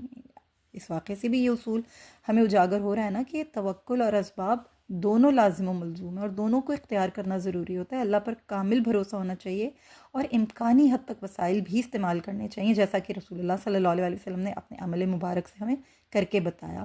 وقت کا جس طرح سے آپ صلی اللہ علیہ وسلم نے چناؤ کیا، آپ نے علاقہ جو جگہ تھی احد کے پہاڑ کو پیچھے رکھا، ماحول کو آپ نے دیکھتے ہوئے ہر چیز کی اسٹریٹجی آپ نے بہترین انداز میں پلان کی، تو بھرپور تیاری کی، بھرپور انداز میں وسائل کو آپ نے، اسباب کو آپ نے استعمال کیا، لازم و ملزوم ہیں یہ ساری چیزیں۔ پھر منافقین سے علیحدگی، جب منافقین کا جو ان کا جو بغض ہو یا ان کی جو منافقت ہو جب وہ عیاں ہو جائے تو پھر ان سے کنارہ کشی اختیار کر لینی چاہیے۔ کوئی ضرورت نہیں کہ سچے مومن منافقوں کو اپنے ساتھ لیے گھومیں یا اپنے ساتھ اپنے سینے کے ساتھ لگا کے رکھیں۔ جو منافق کا آپ کے پاس نفاق کھل کر سامنے آ جائے تو پھر اسے فاصلہ کرنا ضروری ہے۔ نبی کریم صلی اللہ علیہ وسلم کے ساتھ ہی عبداللہ بن ابی بھی ظاہر سی بات ہے منافق تھا، لیکن یہ غزوہ احد میں ساتھ چلنے کو تیار تھا اور نبی کریم صلی اللہ علیہ وسلم کی جماعت میں شامل تھا۔ لیکن جب یہ پہنچا احد کے یعنی جب مارکے کا وقت آیا تو اس نے کیا کیا کہ اپنے 300 جو اپنے ساتھی تھے ان کو لے کر واپس پلٹ گیا۔ ان ساری باتوں میں نا اللہ تعالیٰ کی یہ حکمت کار فرما تھی کہ وہ سچے مومن اور منافقوں کو الگ الگ نمایاں کر کے دکھانا چاہتا تھا۔ غزوہ احد میں کیا ہوا تھا کہ اللہ سبحانہ وتعالیٰ نے مسلمانوں کو ان کے دشمنوں پر غلبہ عطا کیا تھا، انہیں شہرت عامہ حاصل ہو گئی تھی۔ اس وقت کچھ لوگ بظاہر اسلام کا لبادہ اوڑے مسلمان ہو گئے تھے، یعنی جب بدر ہوئی تھی نا اور مسلمان فتح یاب ہو گئے تھے تو پھر کچھ لوگوں نے صرف ڈرامہ کیا تھا۔ یہ منافقین تھے، ہم نے یہ سب چیزیں پیچھے پڑھی ہیں، دل ان کے بدستور کفر پر تھے۔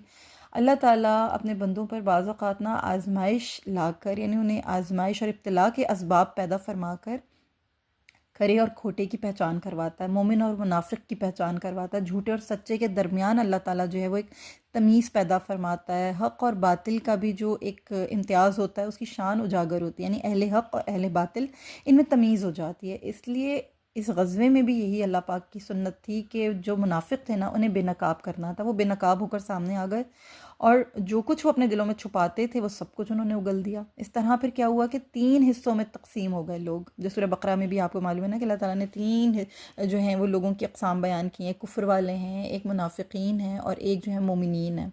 تو اس طرح سے یہ 3 طبقات بن گئے۔ ایک گروہ مومنوں کا بن گیا، دوسرا منافقوں کا بن گیا، اور تیسرا گروہ جو تھا وہ کافروں کا بن گیا۔ اور مسلمانوں کو پتہ چل گیا کہ دشمن ان کے اپنے گھروں میں، ان کے اپنی صفوں میں موجود ہیں، ان کی آستینوں میں یہ سانپ پل رہے ہیں، لہٰذا وہ چکنے ہو گئے، ہوشیار ہو گئے۔ اللہ تعالیٰ نے سورہ آل عمران میں جو آیت نمبر 179 میں ارشاد فرماتا نا کہ اللہ مومنوں کو اس حالت میں ہرگز نہ رہنے دے گا جس میں تم اس وقت ہو، یہاں تک کہ وہ پاک کو ناپاک سے علیحدہ کر دے۔ تو سبحان اللہ العظیم، اللہ تعالیٰ نے پاک کو ناپاک سے علیحدہ کر دیا۔ یہ اللہ کی حکمت تھی۔ پھر آپ یہ دیکھیں کہ احد کی طرف جاتے ہوئے راستے میں رسول اللہ صلی اللہ علیہ وسلم جو تھے اپنے جانثاروں کا معائنہ کیا تو انہیں معلوم ہوا کہ لشکر میں کچھ کمسن نوجوان بھی شامل ہیں۔ آپ صلی اللہ علیہ وسلم نے ان کمسنوں کو واپس بھجوا دیا کہ یہ کمسن ہیں، ان کو ساتھ نہیں لے کر جانا، یہ چھوٹے ہیں۔ لیکن کچھ ایسے تھے جو اپنی کمسنی کے باوجود فدائے حق تھے، جہاد سے محرومی پر انہیں شدید غم تھا۔ وہ مطمئن تھے کہ رسول اللہ صلی اللہ علیہ وسلم نے جہاد میں شرکت کا موقع ضرور عطا فرمائے۔ تو وہ کیا تھا، وہ جو جذبہ تھا، وہ جو فدویت تھی ان کے اندر، وہ کیا تھا ان نوجوانوں کے اندر، چھوٹے بچوں کے اندر؟ اسلامی تربیت کا اثر تھا۔ ان کی تربیت اس انداز میں کی جاتی تھی کہ ان کے دلوں میں اعلیٰ منازل کے حصول کی تڑپ جو تھی وہ بار بار امڈ امڈ کے آ رہی تھی۔ وہ چھوٹی چھوٹی فضول چیزوں کے اوپر، گھٹیا باتوں، فضول سرگرمیوں کے اوپر اپنا ٹائم نہیں ویسٹ کر رہے تھے، وہ ان چیزوں سے کنارہ کش رہتے تھے۔ نوجوان ہی تو امت کے ستون ہوتے ہیں، ان کا مستقبل ہوتے ہیں۔ ان کی صحیح اسلامی نہج پر تربیت کا اہتمام نہایت ضروری ہے۔ ہمیں بھی اس بات سے یہ چیز سیکھنے کو ملتی ہے، سمجھنے کو ملتی ہے، عبرت کی طرح قیمتی سبق ہے کہ ہمیں بھی اپنے بچوں کی انہی خطوط پر تربیت کرنی چاہیے، انہی خطوط پر انہیں بڑا کرنا چاہیے کہ ان کا جو ویژن ہو اس میں بہت اعلیٰ منازل کا حصول ہو۔ یہ نہیں کہ چھوٹی چھوٹی چیزیں اور چھوٹی چھوٹی پرائیورٹیز ہیں اور ڈیلی بیسس پہ ان کا صبح ہو گئی شام ہو گئی، صبح ہو گئی شام ہو گئی۔ ان کے پاس ایک پورا پلان ہونا چاہیے، پورا ویژن ہونا چاہیے۔ بچوں کی تربیت عین اسلامی خطوط پر کرنی چاہیے، صحیح اسلامی نہج پر ان کی تربیت کا اہتمام ضروری ہے۔ یہ مسئلہ ثابت ہوتا ہے اس چیز سے کہ جو بچے ابھی چھوٹی عمر کے ہوں اور قتال کی طاقت نہ رکھتے ہوں نا، انہیں جہاد کے لیے نکلنے کی اجازت نہیں دینی چاہیے، بلکہ اگر وہ چل پڑے ہوں تو انہیں واپس بھیج دینا چاہیے، جیسا کہ نبی کریم صلی اللہ علیہ وسلم نے سیدنا عبداللہ بن عمر رضی اللہ تعالیٰ عنہ ان کے ساتھیوں کو واپس بھیج دیا تھا۔ تو یہ چیزیں، یہ اس واقعے سے ہمیں یہ تمام اسباق ملتے ہیں۔ ٹھیک ہے، ایک تو ہمیں بچوں کی تربیت کی طرف دھیان دینی ہے، دوسرا یہ کہ چھوٹے بچے جو کمسن ہوتے ہیں ان کے اوپر کسی بھی طور پر جہاد فرض نہیں ہے۔ جو استغفر اللہ، جو ٹیررسٹ کیمپس کا جو پچھلے کچھ عرصہ پہلے تک ہم کہانیاں سن رہے تھے کہ چھوٹے چھوٹے بچے، کالج گوئنگ بچے جن کو ابھی کم سن تھے، یعنی کتنی چھوٹی عمریں تھیں، 15 سال، 16 سال، وہ بچے جو تھے وہ ان ٹیررسٹ کیمپس کے اندر جو تھے وہ بھرتی ہو رہے تھے کیونکہ ان کی برین واشنگ کر دی گئی تھی۔ چھوٹے چھوٹے بچے تھے، بعض تو اس سے بھی چھوٹے تھے۔ تو یہ چیز غلط ہے۔ نبی کریم صلی اللہ علیہ وسلم نے اسلامی تعلیمات اس طرح نہیں فرمائی ہیں۔ تو جو بھی ان کو برین واش کر رہا تھا، جو بھی ان کو اسلام کے نام پر یہ ان کے ساتھ ظلم کر رہا تھا، وہ یقیناً اسلام کے خلاف تھا۔ اللہ ہمیں سیکھنے کی، سمجھنے کی توفیق عطا فرمائے۔ عبرت ہے اس کے اندر، اس واقعے کے اندر ہمارے لیے۔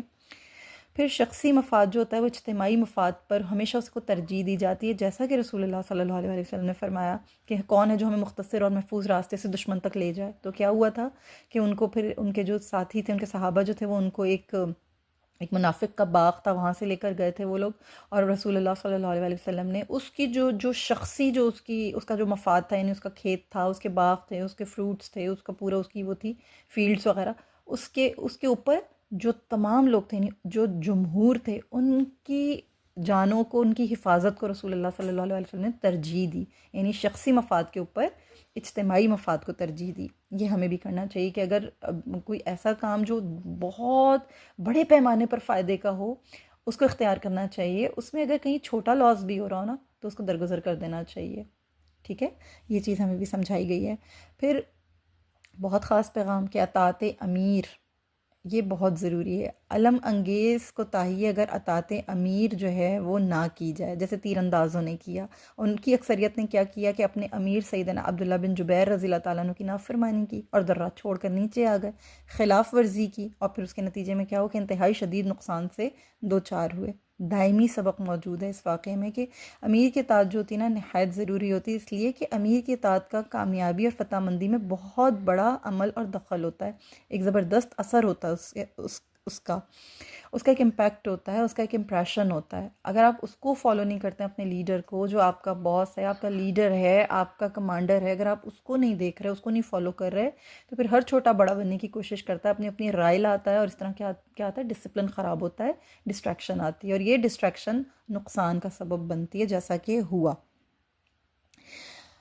اللہ تعالیٰ نے نا یہ حکم فرمایا، قرآن کریم کی جو آیت ہے سورہ نساء کی آیت نمبر 59، اس میں اللہ تعالیٰ نے ارشاد فرمایا نا کہ اے ایمان والو، تم اللہ کی اطاعت کرو اور اس کے رسول کی اطاعت کرو، اور ان لوگوں کی جو تم میں سے صاحب امر ہوں، یعنی صاحب امر لوگ، اول الامر لوگ، ان کی اطاعت کرو. اور جمہور علماء کے نزدیک آیت کریمہ جو ہے یہ عام ہے، چاہے کوئی فوجی یا کوئی سویلین ہو، سب یکساں طور پر سب پر یہ چیز لازم ہے کہ وہ جنگی احکام ہوں یا جو بھی طے شدہ فیصلے ہوں، دیگر معاملات ہوں، اپنے حکام کی فرما برداری کریں. یقیناً حکام کی اطاعت جو ہوتی ہے نا وہ ہمارے دینی فرائض میں شامل ہے، بجائے خود ایک نہایت اہم دینی فریضہ ہے. تو آپ نے اپنے لیڈر کو، اپنے باس کو، اپنے کمانڈر کو، یا آپ کا جو ہیڈ آف دا فیملی، آپ کے خاندان کا جو بڑا ہے، جس کو آپ لوگ اپنا بڑا مانتے ہیں، جس کی جو صاحب کردار ہے، صاحب ثروت ہے، اس کو فالو کریں، اس کو اوبے کریں. گھروں میں جیسے ہم اپنے فادرز کو سنتے ہیں، یا جو بھی ہمارے گھر کے بڑے ہیں، بزرگ ہیں، ان کی ہم اطاعت کرتے ہیں، ان کی سنتے ہیں، تو فیصلوں کو احترام دینا چاہیے، ڈس اوبیڈینس نہیں لانی چاہیے. ہاں اگر وہ اللہ کی اطاعت کو یا اللہ کے جو دین کے جو احکامات ہیں ان میں اگر وہ کہیں کمی بیشی کرنے کا، یا ان میں اگر وہ بگاڑ پیدا کرنے سے متعلق آپ کو کوئی حکم دیں، وہ آپ مت سنیں. لیکن دیگر امور جو ہیں ان میں ان کی اطاعت بے انتہا ضروری ہے. پھر یہ کہ اطاعت الہی اطاعت رسول سے مشروط ہے. نبی کریم صلی اللہ علیہ وسلم نے فرمایا، جس نے میری اطاعت کی گویا اس نے اللہ تعالیٰ کی اطاعت کی، اور جس نے میری نافرمانی کی اس نے گویا اللہ تعالیٰ کی نافرمانی کی. اسی طرح جس نے امیر کی اطاعت کی تو اس نے میری اطاعت کی، اور جو امیر کی نافرمانی کرے گا وہ گویا میری نافرمانی کرے گا. تو اس سے بہت بڑی ہمیں ایک اہمیت، اس حدیث سے امیر کی اطاعت کی اہمیت اجاگر ہوتی ہے کہ اگر امیر خلاف قرآن و سنت کے مخالف ہونا، اور اگر اس کے خلاف کوئی حکم دے رہا ہو، تو پھر تو ظاہر سی بات ہے کہ آپ نے اس کی اطاعت کو نہیں سننا ہے، ترک کر دینا ہے، رد کر دینا ہے.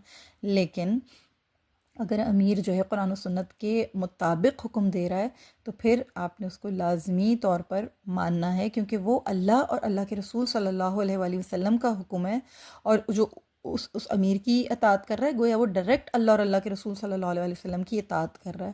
یہ تاریخی حقیقت ہے. غزوہ احد میں جو تیر اندازوں نے اپنے امیر سیدنا عبداللہ بن جبیر رضی اللہ تعالیٰ عنہ اور رسول اللہ صلی اللہ علیہ وسلم کی نافرمانی کی، تو پھر کیسے نتیجے مسلمانوں کو، کیسے ہیبت ناک سنگین نقصانات اٹھانا پڑے تھے. تو یہ بہت بڑی تاریخی حقیقت ہے جو یہاں سے ہمیں سیکھنے کو مل رہی ہے. ٹھیک ہے، تو حکام جو ہیں وہ جب ان کی اطاعت کی جاتی ہے تو دراصل شریعت کے مطابق اللہ کی اور اللہ کے رسول صلی اللہ علیہ وسلم کی اطاعت کی جاتی ہے. لیکن اگر اس طرح کی کوئی سچویشن ہو کہ باہمی اختلاف ہو رہے ہیں اور یکجہتی نہیں ہے، اور وہ کس وجہ سے نہیں ہے، کیونکہ وہ قرآن و سنت کے خلاف جا رہے ہیں، تو پھر اس میں کوئی مضاحقہ نہیں ہے. ٹھیک ہے، ادروائز یہ جو دوسری چیزوں میں جو یکجہتی نہیں ہوگی اور باہمی اختلافات ہوں گے، تو اس سے کیا ہوتا ہے کہ مسلمانوں کی شان اس پہ ضرب لگتی ہے. مسلمانوں کی جو اتحاد ہیں، جو ان کے آپس کے جو بنیادی اصول ہیں نا، وہ یہ ہوتے ہیں کہ سب نے مل کر اللہ کی فرما برداری کرنی ہے. کسی نے بھی اللہ تعالیٰ کی اطاعت سے گریز نہیں کرنا ہے، یا جو دائرے ہیں ان سے باہر نہیں جانا ہے. اطاعت کرنا سب پہ واجب ہے یکجہتی کے ساتھ. یہی مسلمان کی شان ہے، باہمی اختلافات کو مٹا کے ایک امیر کی اطاعت کرنی جو خود اللہ اور اللہ کے رسول صلی اللہ علیہ وسلم کی اطاعت کرنے والا ہو. پھر یہ جو مال و زر کی حرص تھی، یہ بھی احکام شریعت کی نافرمانی تھی. جبل عینین پر، یعنی جو جبل رمح تھا، ہم نے دیکھا تھا وہاں پر جو تیر انداز تعینات تھے، انہوں نے یہی کیا تھا کہ مال غنیمت سمیٹنے میں لگ گئے تھے. اور پھر کیا ہوا تھا کہ اللہ تعالیٰ نے جو ہے شکست سے دوچار کروایا تھا. یعنی شکست یہ کہ نقصان اٹھانا پڑا تھا تیر اندازوں کو، اور ان کی وجہ سے پھر دیگر اور صحابہ کرام کو. تو یہ جو غنیمتیں سمیٹنے کے لیے جو نیچے آئے تھے، اور ان کے دلوں میں جو غنیمتیں حاصل کرنے کا جو ایک خیال آیا تھا نا، یہ چیز ان کے لیے ٹھیک نہیں تھی. اللہ تعالیٰ نے بہرحال یہ واقعہ ہونا تھا، تقدیر میں تھی یہ چیز. پھر دنیاوی زندگی بے وقت اور پرفریب ہے، اس چیز کو بھی نبی کریم صلی اللہ علیہ وآلہ وسلم نے اپنی متعدد احادیث میں ارشاد فرمایا. اگر یہ لوگ ان چیزوں کو نہ دیکھتے، اگر یہ جو یہ سمجھ رہے تھے کہ مال غنیمت جو ہے وہ دوسرے لوگ لے لیں گے، ہمیں بھی اب نیچے اتر جانا چاہیے، اوبے کر لیتے جو اپنے جو امیر تھے انہیں اوبے کر لیتے تو ایسا نقصان نہ اٹھاتے، لیکن انہوں نے دھیان نہیں دیا اس بات کے اوپر۔ رسول اللہ صلی اللہ علیہ وآلہ وسلم کی حدیث میں بھی اور اللہ تعالیٰ کی قرآنی آیات میں بھی متعدد مقامات پر جو ہے وہ دنیا کی فنا پذیری کے بارے میں ذکر ہوا ہوا ہے، زندگی کی بے وقتی کے بارے میں تذکرہ ہوا ہوا ہے۔ واضح طور پہ فرمایا گیا ہے کہ دنیا کی رغبت انسان کے لیے بہت تباہ کن ہے، اس میں بہت سارے انسان کے لیے جو ہے دھوکے ہیں، یہ متاع غرور ہے، ٹھیک ہے نا۔ تو ان چیزوں میں سورہ لقمان میں بھی اللہ تعالیٰ نے ارشاد فرمایا کہ لہٰذا دنیاوی زندگی تمہیں دھوکے میں نہ ڈال دے اور کوئی دھوکے باز تمہیں اللہ کے متعلق دھوکے میں نہ ڈال دے، ہے نا۔ سورہ لقمان کی آیت نمبر 33 میں اللہ تعالیٰ نے یہ ارشاد فرمایا۔ اور پھر نبی کریم صلی اللہ علیہ وآلہ وسلم نے بھی بارہا اپنی امت کو دنیا کی شدید حرص اور اس سے فریب کھانے کے شدید نقصانات سے خبردار فرمایا ہے۔ آپ صلی اللہ علیہ وآلہ وسلم نے فرمایا مجھے تمہارے بارے میں یہ خوف نہیں ہے کہ تم میرے بعد شرک میں مبتلا ہو جاؤ گے، بلکہ مجھے یہ خدشہ ہے کہ تم دنیا طلبی میں مبتلا ہو جاؤ گے اور اس کے لیے ایک دوسرے سے لڑو گے اور اسی طرح ہلاک ہو جاؤ گے جس طرح تم سے پہلے لوگ ہلاک ہو گئے تھے۔ یعنی تیر اندازوں نے تو محض ایک لحظے کے لیے مال غنیمت کی خواہش کی تھی، ان لوگوں کا سوچیں کیا حال ہوگا جن کے شب و روز ہی اس حوث میں اور اس مال و زر کی نظر ہو رہے ہوں گے یا ہو رہے ہیں، اور آگے مزید فردر۔ تو اللہ تعالیٰ ہمیں سمجھنے کی توفیق عطا فرمائے۔ بار بار ہمارا دین ہمیں اس طرف اشارہ دیتا ہے، قرآن بھی حدیثیں بھی ہمیں بار بار اس طرف بلاتے ہیں کہ دنیا کی زندگی صرف اور صرف متاع غرور ہے، دھوکے کا سامان ہے، دھوکے کا سامان ہے۔ اللہ ہمیں سمجھنے کی توفیق عطا فرمائے۔ پھر یہ کہ نبی کریم صلی اللہ علیہ وسلم کا جو فرمان ہے وہ حجت ہے، پھر کسی اور بات کی کسی قسم کی بھی کوئی چیز آپ کے سامنے امپورٹنس نہیں رکھتی۔ جب نبی کریم صلی اللہ علیہ وآلہ وسلم نے ایک بار فرما دیا تھا کہ تم لوگ یہاں ہمارے پیچھے نہیں آؤ گے، چاہے ہمیں فتح ہی نصیب ہو جائے، چاہے ہمیں شکست نصیب ہو جائے، چاہے ہمیں پرندے آ کے ہمارا گوشت نوچنے لگیں، تم لوگ اپنی جگہوں سے نہیں ہٹو گے۔ یہ وصیت فرمائی تھی آپ صلی اللہ علیہ وسلم نے کہ اپنی اپنی جگہوں پر رہنا، لیکن کیا ہوا؟ ہمیں یہ نص شرعی ملتی ہے نا کہ آپ صلی اللہ علیہ وسلم نے جو ہے یہ فرمایا تھا، یہ فرمان تھا آپ صلی اللہ علیہ وسلم کا، لیکن کیا ہوا؟ یہ جو ایک یوں کہہ لیں کہ جو ان کا جو آپس میں جو ایک اجتہاد تھا وہ ختم ہو گیا اور ڈسٹریکشن آ گئی، اور پھر کوئی رسول اللہ صلی اللہ علیہ وسلم کے حکم کی کوئی اہمیت نہیں رہ گئی اور سب کی اپنی اپنی رائے تھی، اور اس رائے کے حساب سے پھر کیا ہوا کہ نقصان اٹھایا سب نے۔ اگر حکم مانا ہوتا، اس فرمان کو، اس حدیث کو اپنے لیے حجت بنایا ہوتا تو یہ نقصان نہ اٹھانا پڑتا۔ پھر نبی کریم صلی اللہ علیہ وآلہ وسلم کی یہ جو شہادت کی جو افواہ تھی، بہت بڑا سبق ہے اس کے اندر کہ افواہوں پر کان نہیں دھرنا چاہیے۔ کبھی بھی کوئی بھی غلط خبر آپ کے کانوں تک پہنچے جس کا منفی اثر آپ کے اوپر آ رہا ہو، آپ تحقیق کریں۔ آپ کو کوئی ضرورت نہیں کہ آپ کسی بھی بات کے اوپر جو ہے خام میں کان جو ہیں وہ دھریں۔ آج کل ہمارا میڈیا بہت سارے جو ہے وہ مس لیڈ ڈس انفارمیشنس پھیلا رہا ہے، مس انفارمیشنس کا زمانہ ہے، سوشل میڈیا پہ مس انفارمیشنس، کوئی خبر کہیں سے، کوئی خبر کہیں سے، کسی خبر کی کوئی تصدیق نہیں ہوتی، کسی بات کی کوئی تصدیق نہیں ہوتی، افواہوں کا دور ہے، کہیں سے کسی کے بارے میں کوئی خبر، کہیں سے کسی بارے میں کوئی خبر، غلط ملت الٹ پلٹ باتیں۔ تو افواہوں اور خبروں کے متعلق اسلام ہمیں یہ منہج اختیار کرنے کا حکم دیتا ہے کہ خبر دینے والے سے خبر کے سچا ہونے کی دلیل کا مطالبہ کرنا چاہیے، بغیر دلیل کے کسی خبر کو حتمی نہیں سمجھنا چاہیے۔ اللہ تعالیٰ کا فرمان مبارک ہے سورہ نمل میں آیت نمبر 64 میں اللہ تعالیٰ نے ارشاد فرمایا کہہ دیجئے اگر تم سچے ہو تو اپنی دلیل لاؤ۔ یہ بھی فرمایا گیا ہے کہ اے ایمان والو اگر کوئی فاسق تمہارے پاس کوئی خبر لائے تو تحقیق کر لیا کرو تاکہ تم کسی قوم کو نادانی سے تکلیف نہ پہنچاؤ کہ پھر تم اپنے کیے پر پچھتاتے رہو۔ سورہ حجرات آیت نمبر 6 میں، ٹھیک ہے۔ تو ایک مسلمان کو نہ یہ بات سمجھنی چاہیے اچھی طرح کہ کسی کی بات بغیر دلیل و برہان کے قبول نہیں کرنی چاہیے۔ دوسرا ہے کہ ایک مسلمان کو خود بھی اس کو جو خبر حاصل ہوئی ہے نا اس کے بارے میں چھان بین کرنی چاہیے۔ کسی بھی خبر کے بارے میں بہت جلدی بہت عاجلانہ احکامات جاری نہیں کرنے چاہیے۔ منع کیا گیا ہے کہ جلدی کسی، یعنی فوراً سے ہم لوگ بہت زیادہ، آپ کو پتہ ہے نا کہ ہم بہت ہی جلدی سے فیصلے کرنے لگ جاتے ہیں لوگوں کے بارے میں، ہم بہت جلدی ہم ججمنٹل ہو جاتے ہیں۔ تو یہ نہیں کرنا چاہیے۔ آپ کو اگر کسی کے بارے میں کوئی بات پتہ چلیے، کسی کی اوپینین، یہاں تک کہ ہم اتنے بعض اوقات یعنی کیا کہوں سبحان اللہ، بعض اوقات ہم ایسے بھی ججمنٹل ہو جاتے ہیں کہ کسی کی اوپینین کے اوپر ہی اپنی اوپینین جو ہے وہ سیٹ کر لیتے ہیں۔ یعنی بھئی تمہاری یہ رائے ہے نا، جب تک میرا براہ راست واسطہ نہ پڑ جائے، جب تک میں خود سے اس چیز کو جو ہے ایکسپیرینس نہیں کر لوں یا میں کسی کے ساتھ میرا واسطہ نہ پڑ جائے، میں اس کے بارے میں کیسے اوپینین قائم کر سکتا ہوں؟ تو ہم دوسروں کے اوپینینس پر ہی سم ٹائمز لوگوں کے لیے ججمنٹل ہو کے اسی کے اوپینین کو فالو کرتے کرتے ہم اس کے بارے میں نیگیٹو اوپینین جو ہے حاصل یعنی ایک بنا لیتے ہیں اپنے ذہنوں کے اندر، اپنا حسن ظن نہیں رکھتے. نیگیٹو کسی کے اوپینین کو دیکھ کے ہم بھی اسی نیگیٹیوٹی کا شکار ہو جاتے ہیں، اور ہم بھی نیگیٹو اوپینین کے ساتھ ہی اس بندے کے اوپر اسٹمپ لگا دیتے ہیں کہ یس یہ ایسا ہی ہے، یس یہ ایسی ہی ہے، یہ غلط ہے، مومن کو یہ جائز نہیں ہے، مومن کے لیے چیز ٹھیک نہیں ہے. کوئی خبر آپ تک پہنچے کسی کے متعلق، کوئی بھی واقعے کے متعلق، اور اب تو سوشل میڈیا کا دور ہے، اب تو جو کچھ بھی ہوتا ہے لگتا ہے جیسے کہ پوری دنیا میں کسی کونے میں بھی ہو رہا ہو، لگتا ہے آپ کی کسی گلی محلے میں ہوا ہے، ابھی ابھی ہوا ہے. اتنی جلدی آپ تک انفارمیشن آتی ہے، اور اسی طرح مس انفارمیشن بھی آتی ہے. جتنی جلدی آپ کو اوتھینٹک انفارمیشن ملتی ہے اتنی ہی جلدی آپ کو ڈس اوتھینٹک انفارمیشن بھی ملتی ہے. ٹھیک ہے، بہت احتیاط کرنی ہے، بہت بہت زیادہ کرٹیکل چیزیں ہیں یہ ہمیں سمجھنی چاہیے. اللہ ہمیں سمجھنے کی توفیق عطا فرمائے. ہر افواہ کے اوپر کان نہیں دھرنا چاہیے. ان مسلمانوں کے ساتھ بھی یہ ہوا تھا کہ افواہ آئی اور بغیر تصدیق کے ان کے اندر جو ہے وہ اس قسم کا ان کے اندر ایک مس مینجمنٹ کا ایک یعنی ایک لہر آئی کہ یہاں تک بھی بعض جو صحابہ تھے وہ یہاں تک بھی بیچارے جو ہیں وہ سوچنے پر مجبور ہو گئے کہ عبداللہ بن ابی سے کہتے ہیں کہ وہ ابو سفیان سے کہہ کے جو ہے جنگ رکوا دے.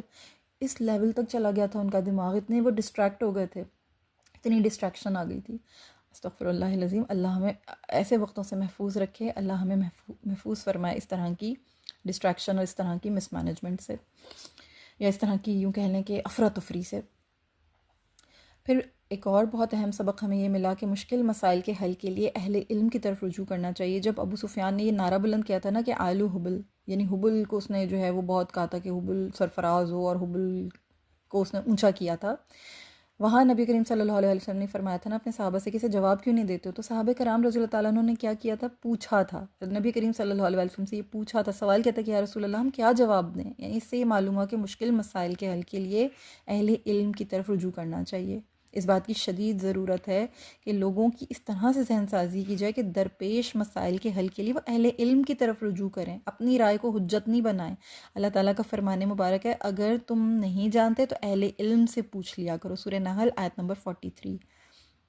یعنی جو اہل علم کی جو اللہ نے جو تعریف فرمائی ہے نا اس آیت میں، اس آیت مبارکہ میں، اس کے عموم میں اللہ نے اہل علم کی مدح کی ہے، تعریف کی ہے. اہل علم کی تمام انواع سے کس کے بارے میں، کس کی طرف روشنی مل رہی ہے؟ کتاب اللہ کے علم کی طرف روشنی ملی کہ کتاب اللہ کا جو علم ہے سب سے بلند ہے، کیونکہ اللہ تعالیٰ نے لوگوں کو اپنے تمام مسائل کے حل کے لیے اہل علم یعنی اہل قرآن کی طرف رجوع کرنے کا حکم دیا ہے. قرآن ہی ہے نا جو ہمارے لیے ایک ہدایت ہے، ہماری حیات زندگی گزارنے کا ایک بہترین اللہ تعالیٰ نے ہمیں وہ دیا ہے، ایک یعنی ایک مینول دیا ہے. سب کچھ تو اس کے اندر ہے، بک آف لا ہے، یہ ہر چیز اس کے اندر موجود ہے.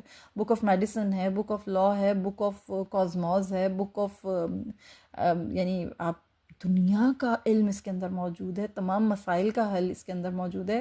علم کی تو ایک پوری کی پوری، آپ میرے پاس تو میرا لیکچر کا ٹائم شارٹ ہو جائے گا، اتنی لمبی ایک لسٹ ہے کہ کون کون سے علوم اس کے اندر موجود ہیں، کیا نہیں ہے. تو اہل علم جو قرآن، اہل قرآن ہے، بہترین اہل علم ہے، رجوع انہی کی طرف کرنا چاہیے. ہر مسئلے کا حل اہل علم سے لینا چاہیے. اور میں یہ نہیں کہہ رہی ہوں کہ صرف علماء جو ہیں وہ اہل قرآن ہی علماء ہیں. اگر آپ کو کوئی اپنے کوئی انفرادی مسائل بھی ہوں، اور وہ ظاہر سی بات ہے کسی ڈاکٹر کے پاس ہی جائیں گے تو آپ کے مسائل حل ہوں گے، آپ کسی ڈینٹسٹ کے پاس جائیں گے تو آپ اس سے ظاہر سی بات ہے آپ اپنی کڈنی تو نہیں ڈسکس کریں گے، آپ ڈینٹسٹ سے ڈینٹسٹری کے بارے میں بات کریں گے. یعنی جو اہل علم ہے، جس کو اس چیز کا ادراک ہے، جس کے پاس اس چیز کا علم ہے، جو اوتھینٹک پرسن ہے، جو اسپیشلسٹ ہے، اس سے آپ حاصل کریں علم کو، اہل علم کی طرف رجوع کریں. اب آپ نے اگر بیکنگ سیکھنی ہے تو بیکنگ سیکھنے کے لیے ظاہر سی بات ہے آپ کسی کارپینٹر کے پاس تو نہیں جائیں گے نا، آپ کسی بیکر کے پاس ہی جائیں گے جو اس کام کا ماہر ہوگا، جو شیف بیکر ہوگا، جو ماہر ہوگا، جو ماسٹر ہوگا اس میں، آپ اسی سے سیکھیں گے. تو اہل علم کی طرف رجوع کرنا چاہیے. مشکل مسائل میں، مشکل چیزوں میں بھی خصوصی طور پر یہی درس ہمیں دیا جا رہا ہے. ٹھیک ہے، مسائل کے علاوہ بھی جو چیز جس سے سیکھنے ہو اہل علم سے ہی، جو اس علم کا حامل ہو اس سے سیکھنا چاہیے. کہنے کی بات یہ ہے. پھر ایک اور چیز اس میں بہت اہم ہمیں سیکھنے کو ملی کہ جو رسالت محمدی ہے صلی اللہ علیہ وسلم، اس کا تسلسل قائم رہے گا، دائم رہے گا، اور محمد صلی اللہ علیہ وآلہ وسلم کی جو ظاہری حیات ہے یہ چیز اس سے مشروط نہیں ہے۔ اللہ تعالیٰ نے ارشاد فرمایا سورہ آل عمران آیت نمبر 144 میں، اور محمد صلی اللہ علیہ وآلہ وسلم ایک رسول ہی تو ہیں، ان سے پہلے بہت سے رسول گزر چکے ہیں، اگر ان کا انتقال ہو جائے یا شہید ہو جائیں تو کیا تم اسلام سے اپنی ایڑیوں کے بل پھر جاؤ گے؟ اور جو کوئی اپنی ایڑیوں کے بل پھر جائے تو اللہ کا کچھ بھی بگاڑ نہ سکے گا، اور اللہ شکر ادا کرنے والوں کو اچھی جزا دیتا ہے۔ یعنی اس سے ثابت ہوتا ہے کہ اسلام شخصیت پرستی یعنی پرسنالٹی کلٹ کا نام نہیں ہے۔ اسی لیے اسلام میں کسی امتی کی طرف نسبت کر کے امتیازی طور پر الگ گروہ بنانے یا مخصوص اشخاص کی نسبت سے کوئی کام کرنے کی اسلام گنجائش نہیں دیتا۔ نبی کریم صلی اللہ علیہ وآلہ وسلم کی جو ظاہری حیات ہے اس کے اوپر اللہ تعالیٰ نے جو موت کے امور تھے انہیں پروردگار نے، یعنی وفات تو ہونی تھی نا آپ صلی اللہ علیہ وآلہ وسلم کی، وہ ہوئی، لیکن اس کے بعد کیا رسالت کا جو تسلسل تھا وہ ٹوٹا نہیں۔ جو ذمہ داریاں تھیں، اللہ کیونکہ قائم ہے، حی ہے، القیوم ہے، اللہ قائم ہے، دائم ہے، اللہ باقی ہے، شافی، تو یہ جو تمام امور نبی کریم صلی اللہ علیہ وآلہ وسلم کی رسالت سے منسوب تھے، وہ آپ صلی اللہ علیہ وآلہ وسلم نے اس کا جو کچھ بھی تعلیمات تھیں، جو کچھ بھی اس کو آگے پھیلانے کی یعنی جو ذمہ داریاں تھیں، وہ آپ نے اپنی امت کو عطا کیں، آگے امتیوں کے حوالے کیا گیا ان تمام کاموں کو۔ اسوہ مبارکہ، اسوہ حسنہ، ذات گرامی کی تعلیمات، وہ سب کی سب آپ صلی اللہ علیہ وآلہ وسلم نے ٹرانسفر کی اپنی امت کو، اور ہمیں مکمل اتباع کرنی ہے ان کی۔ کوئی بھی مشکل ہو، کوئی بھی صبر کا وقت ہو، کوئی بھی ایسا معاملہ ہو، دین کا پیغام پھیلانے کے لیے ہمیں سر توڑ اور مسلسل کوششیں کرنی ہے، دعوت کو دوسروں تک پہنچانا ہے، دین حق کی نصرت اور حمایت کرنی ہے۔ یہ ہم تمام امتیوں پر انڈیویژولی یہ چیز فرض ہے، ٹھیک ہے؟ تو یہ چیز ہمیں نبی کریم صلی اللہ علیہ وآلہ وسلم کی جو حیات طیبہ، جو ظاہری حیات طیبہ تھی، اس سے یہ چیز مشروط نہیں تھی۔ یہ پیغام بھی دیا گیا، اللہ نے خود فرمایا کہ کیا تم اپنی ایڑیوں کے بل پھر جاؤ گے؟ ایسا تو نہیں ہوگا۔ اللہ کا دین تو ہمیشہ کے لیے ہے، وہ تو نہیں اس کا تو یعنی حکم اور اس کی جو دعوت ہے وہ تو نہیں ختم ہو سکتی۔ ہاں، رسالت کا سلسلہ جو رک گیا ہے، لیکن یہ جو پیغام ہے، یہ پیغام جو ہے یہ جاری رہے گا، اور یہ امت اس کا بوجھ اٹھائے گی۔ پھر یہ جو ایک اور جو میں آپ لوگوں کے سامنے بات رکھنا چاہتی ہوں کہ قرآن کریم ایک علم کا معیار فضیلت جو ہے نا، جو انسان کا جو علم کا جو معیار ہے وہ قرآن کریم ہے۔ یعنی قرآن کریم آپ کو پتہ جن صحابہ کرام کو جو شہدائے احد تھے انہیں دفن جب کر رہے تھے، جب ان کی تدفین ہو رہی تھی، تو نبی کریم صلی اللہ علیہ وآلہ وسلم نے شہدائے احد کو دفناتے ہوئے یہ فرمایا تھا کہ پہلے اس میت کو قبر میں اتارنا جس نے قرآن زیادہ یاد کر رکھا تھا۔ یعنی اس سے ہمیں یہ سبق ملتا ہے کہ قرآن اور حامل قرآن کی عظمت کیا چیز ہے، عظمت اجاگر ہوتی ہے نا۔ اللہ تعالیٰ کا فرمان ہے کہ بلا شبہ جو لوگ اللہ کی کتاب پڑھتے ہیں اور نماز قائم کرتے ہیں اور جو کچھ ہم نے انہیں دے رکھا ہے اس میں سے پوشیدہ اور اعلانیہ خرچ کرتے ہیں، وہ ایسی تجارت کی امید رکھتے ہیں جو ہرگز تباہ نہیں ہوگی، تاکہ اللہ انہیں ان کے پورے اجر دے اور انہیں اپنے فضل سے زیادہ دے، بے شک وہ بہت بخشنے والا نہایت قدردان ہے۔ سبحان اللہ العظیم۔ سورہ فاطر کی میں نے آپ کے سامنے آیت نمبر 29 اور 30 پڑھی ہے، یعنی اس کا ترجمہ پڑھا ہے۔ تو یعنی آپ یہ دیکھیں کہ یہ ایسے یقینی ثواب کی، حافظ ابن کثیر رحمہ اللہ فرماتے ہیں کہ وہ ایسے یقینی ثواب کی امید رکھتے ہیں کہ جس کے نہ ملنے کا کوئی اندیشہ نہیں ہے۔ اور قتادہ فرماتے ہیں کہ مطرف رحمہ اللہ جب یہ آیت تلاوت کرتے تھے تو کہتے تھے کہ یہ قضائے کرام کی آیت ہے، سبحان اللہ العظیم۔ تو اس سے یہ بات معلوم ہوتی ہے کہ مسلمانوں میں سے افضل وہی ہے جو اسلامی تعلیمات پر سب سے زیادہ عمل کرتا ہے۔ خاندانی فضیلت یا مالی برتری کی اسلام میں کوئی اہمیت نہیں ہے، یہ ساری چیزیں جو ہیں پیچھے رہ جاتی ہیں۔ شہدائے احد کو دفناتے ہوئے بھی ہمیں واقعہ احد میں بھی اس چیز کی تعلیم دی گئی ہے کہ میت میں پہلے میت یعنی قبر میں پہلے اس میت کو اتارا جا رہا تھا جس کو قرآن زیادہ یاد تھا، افضلیت، سبحان اللہ۔ گروہی اختلاف جو ہوتا ہے ہمیشہ نقصان کا سبب بنتا ہے۔ اگر یہ باہمی اختلاف نہ ہوتا غزوہ احد میں پہاڑ پر تو یہ سب کچھ نہ ہوتا۔ اس لیے ایک بہترین صالح معاشرے کی یہ اہم ضرورت ہے کہ اللہ کی رضی کو ہمیں مضبوطی سے تھامنا ہے، جھگڑوں سے پرہیز کرنا ہے، ورنہ نہایت علم انگیز خمیازہ بھگتنا پڑے گا مسلمانوں کو۔ اختلافی باتوں میں، فرقہ واریت میں اور ایک دوسرے کی لیگ پولنگ سے ہمیں کچھ نہیں ملے گا، ایون فیملیز میں بھی، ایون اپنی ورک پلیس پہ بھی، اپنی کمیونٹی میں بھی، اپنے محلے میں، اپنے آس پاس ہمسایوں کے ساتھ، ہر ایک کے ساتھ بہت زیادہ یعنی جھگڑوں سے اور اختلافات سے ہمیں پرہیز کرنا چاہیے. فرقہ واریت تو خیر بالکل ہی ایک سمجھ لیجئے کہ ایک کرس ہے. اس سے تو اللہ ہمیں سب کو محفوظ رکھے. ہم سب مسلمان ہیں اور مسلمان ہونے کے ناطے سے ایک نبی کا کلمہ پڑھنے والے امتی ہیں. یہ مسلکوں کی آگ، یہ فرقوں کی آگ، اللہ ان سب سے ہمیں محفوظ رکھے. ہم سب ایک اللہ کو ماننے والے، ایک نبی کا کلمہ پڑھنے والے، ایک اللہ کی رسی کو مضبوطی سے تھامنے والے لوگ ہیں. اللہ ہمیں ایسا واقعی حقیقتاً بننے کی توفیق عطا کرے. گروہی اختلافات نقصان کا سبب ہوتے ہیں. پھر ایک اور بہت خاص بات کہ جب بھی کہ کوئی گناہ ہوتا ہے تو اس کی آپ کو پرائس پے کرنی پڑتی ہے. یہی ہوا اس سانحے میں بھی ہمیں یہ سبق ملا کہ گناہ نے اپنا تاوان وصول کیا، اور وہ ضرور وصول کرتا ہے تاوان اپنا، کوئی بھی گناہ ہو. تو اگر یہ اب معصیت نہ ہوتی، کیونکہ یہ جو نافرمانی تھی نا بیسیکلی یہ ایک معصیت تھی، اور جب آپ سے ہو جاتی ہے ظاہر سی بات ہے کوئی گناہ ہو جاتا ہے تو یہ گناہ جو ہوتا ہے یہ پھر ظاہر سی بات ہے مضر اثرات ہیں، اس کے نہایت مضر اثرات ہوتے ہیں. سیدنا آدم علیہ السلام سے بھی حکم عدولی ہوئی تھی اللہ تعالیٰ کی، اس کی وجہ سے ہی انہیں جنت سے بے دخل کیا گیا تھا نا. اسی طرح جو ابلیس ملعون نے گناہ کیا تھا، معصیت کی تھی، اس کے سبب وہ اللہ کی رحمت سے محروم ہوا تھا، اس کو ہونا پڑا تھا.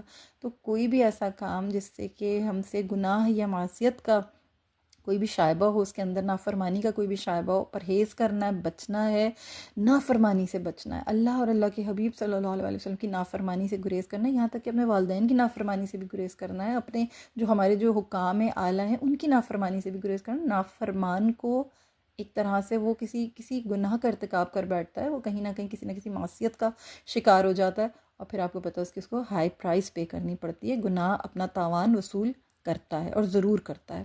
ٹھیک ہے.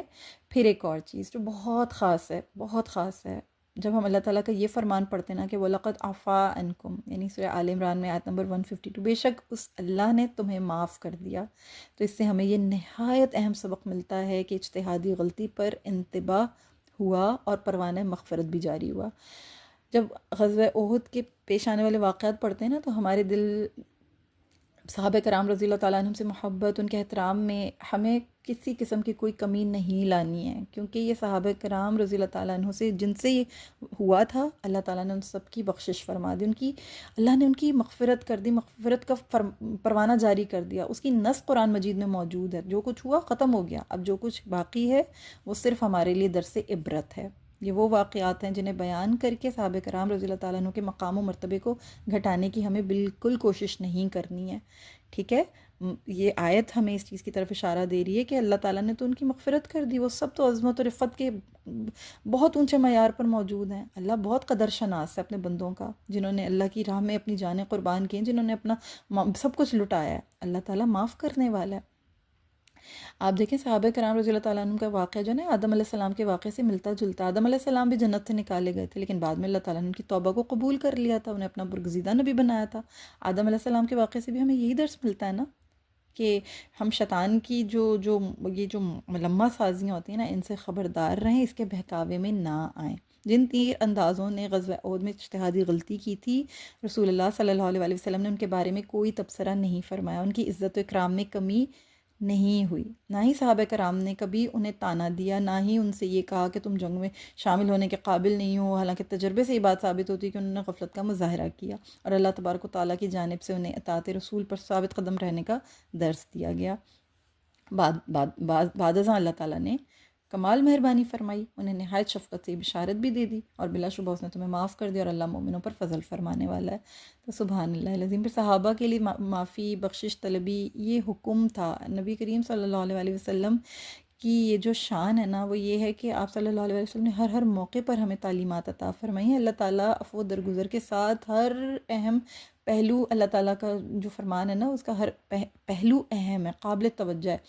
اللہ تعالیٰ نے سب کو معاف فرما دیا. اللہ تعالیٰ معاف فرمانے والا ہے. کوئی غلطی انسان سے ہو جائے فوراً اللہ تعالیٰ کے حضور معافی مانگنی چاہیے. اور جو آپ کے جو ساتھی ہوں، یعنی ہمارے اگر ساتھ بھی ہمیں پتہ ہو کہ کسی سے کوئی غلطی ہوگی تو ہمیں بھی اس کے حق میں دعا کرنی چاہیے، اللہ سے مغفرت طلب کرنی چاہیے. یہ نہیں کہنا چاہیے کہ اگر دیکھا تم نے فلاں ٹائم پہ یہ کیا تو دیکھا اب جو تمہارے ساتھ ہو رہا ہے تمہارے کیے کی تمہیں سزا مل رہی ہے. یہ اتنا گندا، اتنا برا ایٹیٹیوڈ ہے، اور یہ ہماری سوسائٹی میں رائج ہے، رواں ہے. کسی کے اوپر کوئی سخت وقت آ گیا، کوئی پریشانی آ گئی، کوئی پرانی بات لا کے اس کو یاد دلائی جاتی ہے کہ فلاں ٹائم پہ تم نے کیا تھا نا، دیکھا یہ اسی چیز کی سزا ملی تمہیں، اب اللہ نے تمہیں پکڑا.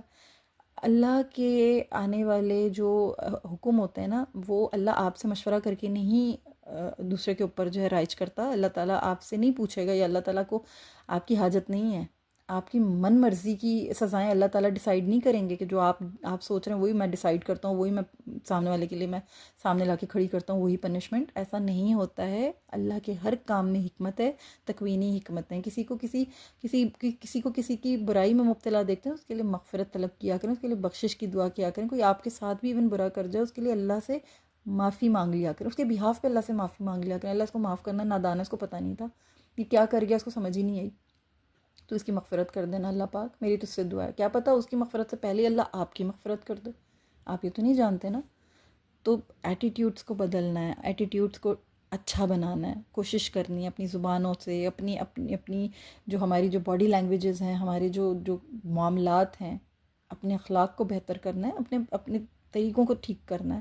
اللہ ہمیں سمجھنے کی توفیق عطا فرمائے. پھر جہاد میں خواتین کی شرکت بہت خاص چیز، بہت اہم بات. بے مثال جہادی فریضہ جو یہ جہاد ہوتا ہے، اسلام نے جہاد کے فضائل و برکات سے مومن مستورات کو بھی کوئی محروم نہیں کیا ہوا ہے. ایسا نہیں ہے کہ عورتوں کو حکم نہیں ہے، بلکہ ان کے لیے بھی یہ نعمت عظمیٰ کی راہ کھولی گئی ہے. اسلامی تعلیمات کی روح سے عورتیں بھی جہاد کر سکتی ہیں، لیکن ان سے حسب ضرورت مدد لی جائے گی. ایسا نہیں ہوگا کہ عورتیں جو ہیں وہ باقاعدہ طور پر، یعنی شرعی دلیل ایسی کوئی موجود نہیں ہے کہ جس سے عورت کو فوج میں جنگ کے لیے باقاعدہ بھرتی کیا جائے، یعنی جنگ لڑنے کے لیے. ہاں، لیکن جس وقت اس طرح کا آ جائے اور ایسی کوئی سچویشن آ جائے، جیسے کہ اضطراری حالت ہو گئی تھی جنگ کا جو دوسرا مرحلہ تھا، جس میں صورتحال بالکل بدل گئی تھی، نازک صورتحال اختیار کر گئی تھی، نازک شکل اختیار کر گئی تھی.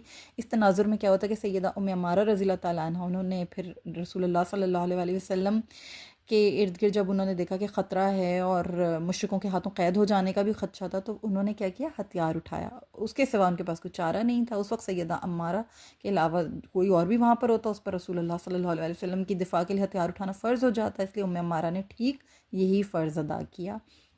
تو مسلم خواتین جو تھیں وہ وہاں موجود تھیں، اور مسلم خواتین میں ام صلیت انصاریہ رضی اللہ تعالیٰ عنہ بھی موجود تھیں، اور جناب ربیع بنت مغوث رضی اللہ تعالیٰ عنہ بھی موجود تھیں، جناب بی بی فاطمہ الزہرا سلام اللہ تعالیٰ علیہا بھی موجود تھیں، جناب ام المومنین سیدہ عائشہ صدیقہ رضی اللہ تعالیٰ عنہ بھی موجود تھیں، اور ان سمیت اور دیگر خواتین موجود تھیں.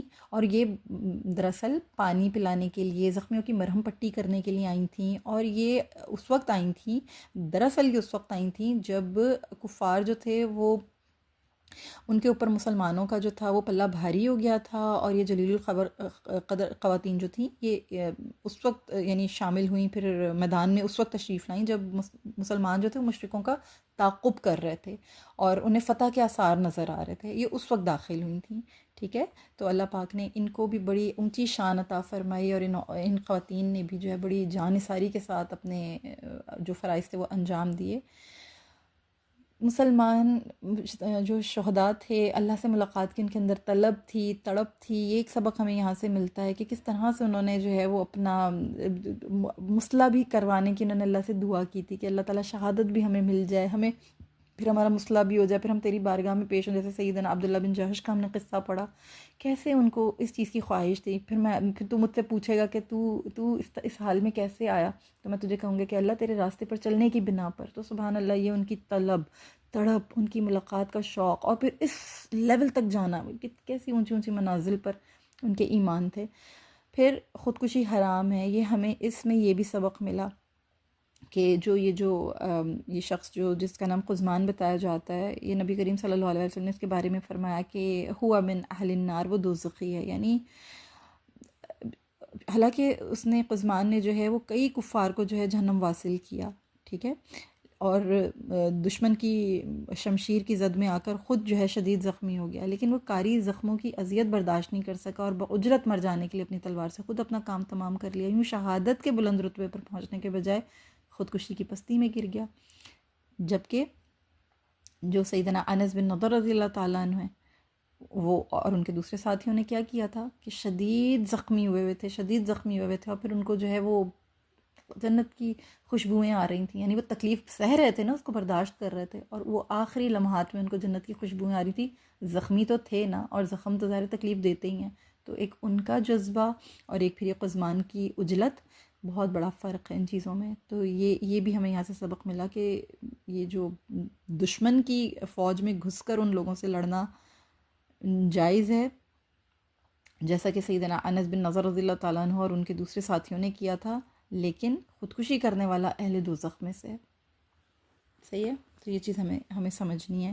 پھر شہید کی جو تجہیز و تدفین اور نماز جنازہ ہوتی ہے اس کے بارے میں یہ سنت ثابت ہے کہ اسے غسل نہیں دیا جائے، بلکہ اس کے خون آلود کپڑوں اور زخموں سمیت ہی دفن کر دیا جائے. ہاں اگر کپڑے بھی سلب کر لیے گئے ہیں تو پھر نئے کفن میں کفنایا جا سکتا ہے. جب بھی کوئی مجاہد حالت جنابت میں شہید ہو جائے اسے غسل دیا جائے گا، جیسا کہ سیدنا حنظلہ رضی اللہ تعالیٰ عنہ کو فرشتوں نے غسل دیا تھا. ٹھیک ہے. اور حافظ ابن قیم رحمہ اللہ لکھتے ہیں کہ نبی کریم صلی اللہ علیہ وسلم نے شہداء احد کی نماز جنازہ نہیں پڑھی تھی، بلکہ کسی بھی غزوہ میں شہید ہونے والوں کی نماز جنازہ ثابت نہیں. ٹھیک ہے. یہ چیز ہمیں جو ہے یہاں سے سیکھنے کو یہ سبق بھی ملتے ہیں.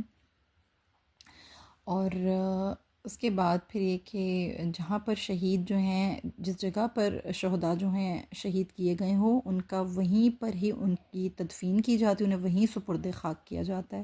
ٹھیک ہے.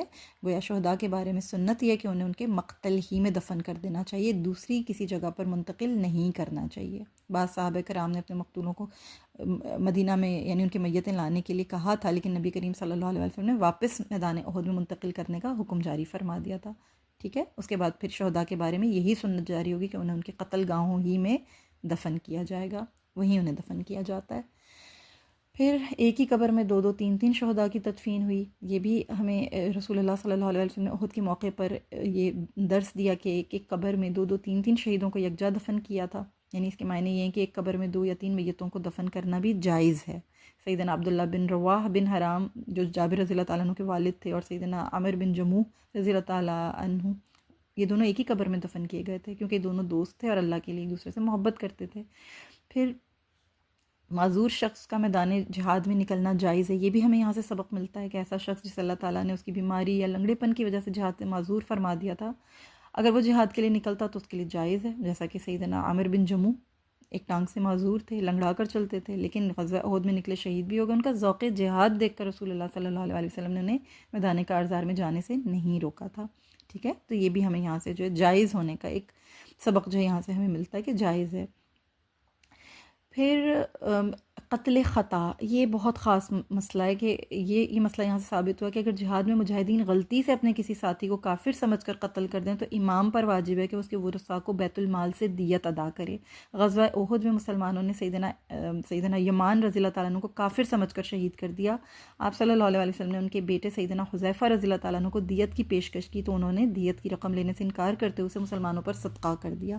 یہ بہت بڑا ہمیں یہاں سے یہ مسئلہ جو ہے سمجھ آتا ہے.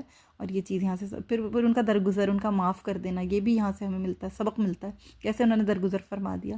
سبحان اللہ العظیم، اللہ اکبر کبیرہ.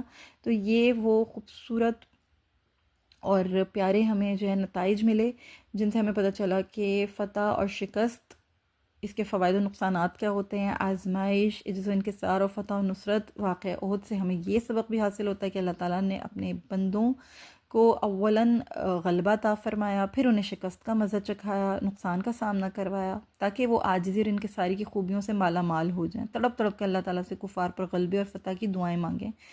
اللہ تعالیٰ نے فرمایا اور اللہ نے بدر میں تمہاری مدد کی جبکہ تم کمزور اور ناتواں تھے. مزید فرمایا اور حنین کے دن جب تمہاری کثرت نے تمہیں فخر میں مبتلا کر دیا تھا، پھر اس کثرت نے تمہیں کوئی فائدہ نہیں پہنچایا. یعنی اللہ تعالیٰ جب اپنے بندے کو عزت و غلبہ عطا کرنا چاہتا ہے تو پہلے اسے آزماتا ہے اور طرح طرح کی آزمائش کی بھٹیوں میں تپاتا ہے، جس کی وجہ سے وہ عاجزی اور انکساری اختیار کرتا ہے، پھر اس کی مدد اور حمایت فرماتا ہے. اور یہ صرف میدان جنگ ہی میں نہیں، عام انسان کی زندگیوں میں بھی ہوتا ہے کہ اللہ تعالیٰ انسان کو ہر طرح سے آزمانے کے بعد دیکھتا ہے کہ انسان میں کتنا حوصلہ ہے، انسان کتنا سرنڈر کرتا ہے. جو اپنے آپ کو مکمل اللہ کی حضور سرنڈر کر دیتے ہیں، پھر اللہ تعالیٰ اپنی رحمتیں، اپنی برکتیں اور اپنی مدد و اعانت، مدد و نصرت اس کی طرف سمندر کی طرح بہاتا ہے.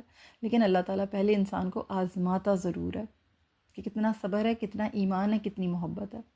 اور جو اس امتحان میں کامیاب ہو جاتا ہے پھر اللہ تعالیٰ اسے یقیناً اللہ اس کو پر لگا دیتا ہے، اسے ضرور عروج ملتا ہے، اسے ضرور شرف قبول ملتا ہے.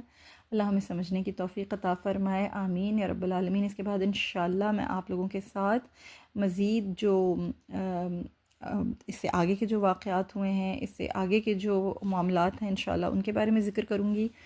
کہ پھر جو اسلامی ریاست تھی ان کو مزید نئے حالات و افکار کس طرح سے درپیش آئے انشاءاللہ۔ اللہ سے دعا کہ آج ہم نے جتنا سیکھا ہے، جتنا سمجھا ہے، اسے اللہ تعالیٰ ہم سے قبول فرمائے اور ہماری غلطیوں کو، کوتاہیوں کو درگزر فرمائے، آمین یا رب العالمین۔ وآخر الدعوانا ان الحمد للہ رب العالمین۔ السلام علیکم ورحمۃ اللہ وبرکاتہ۔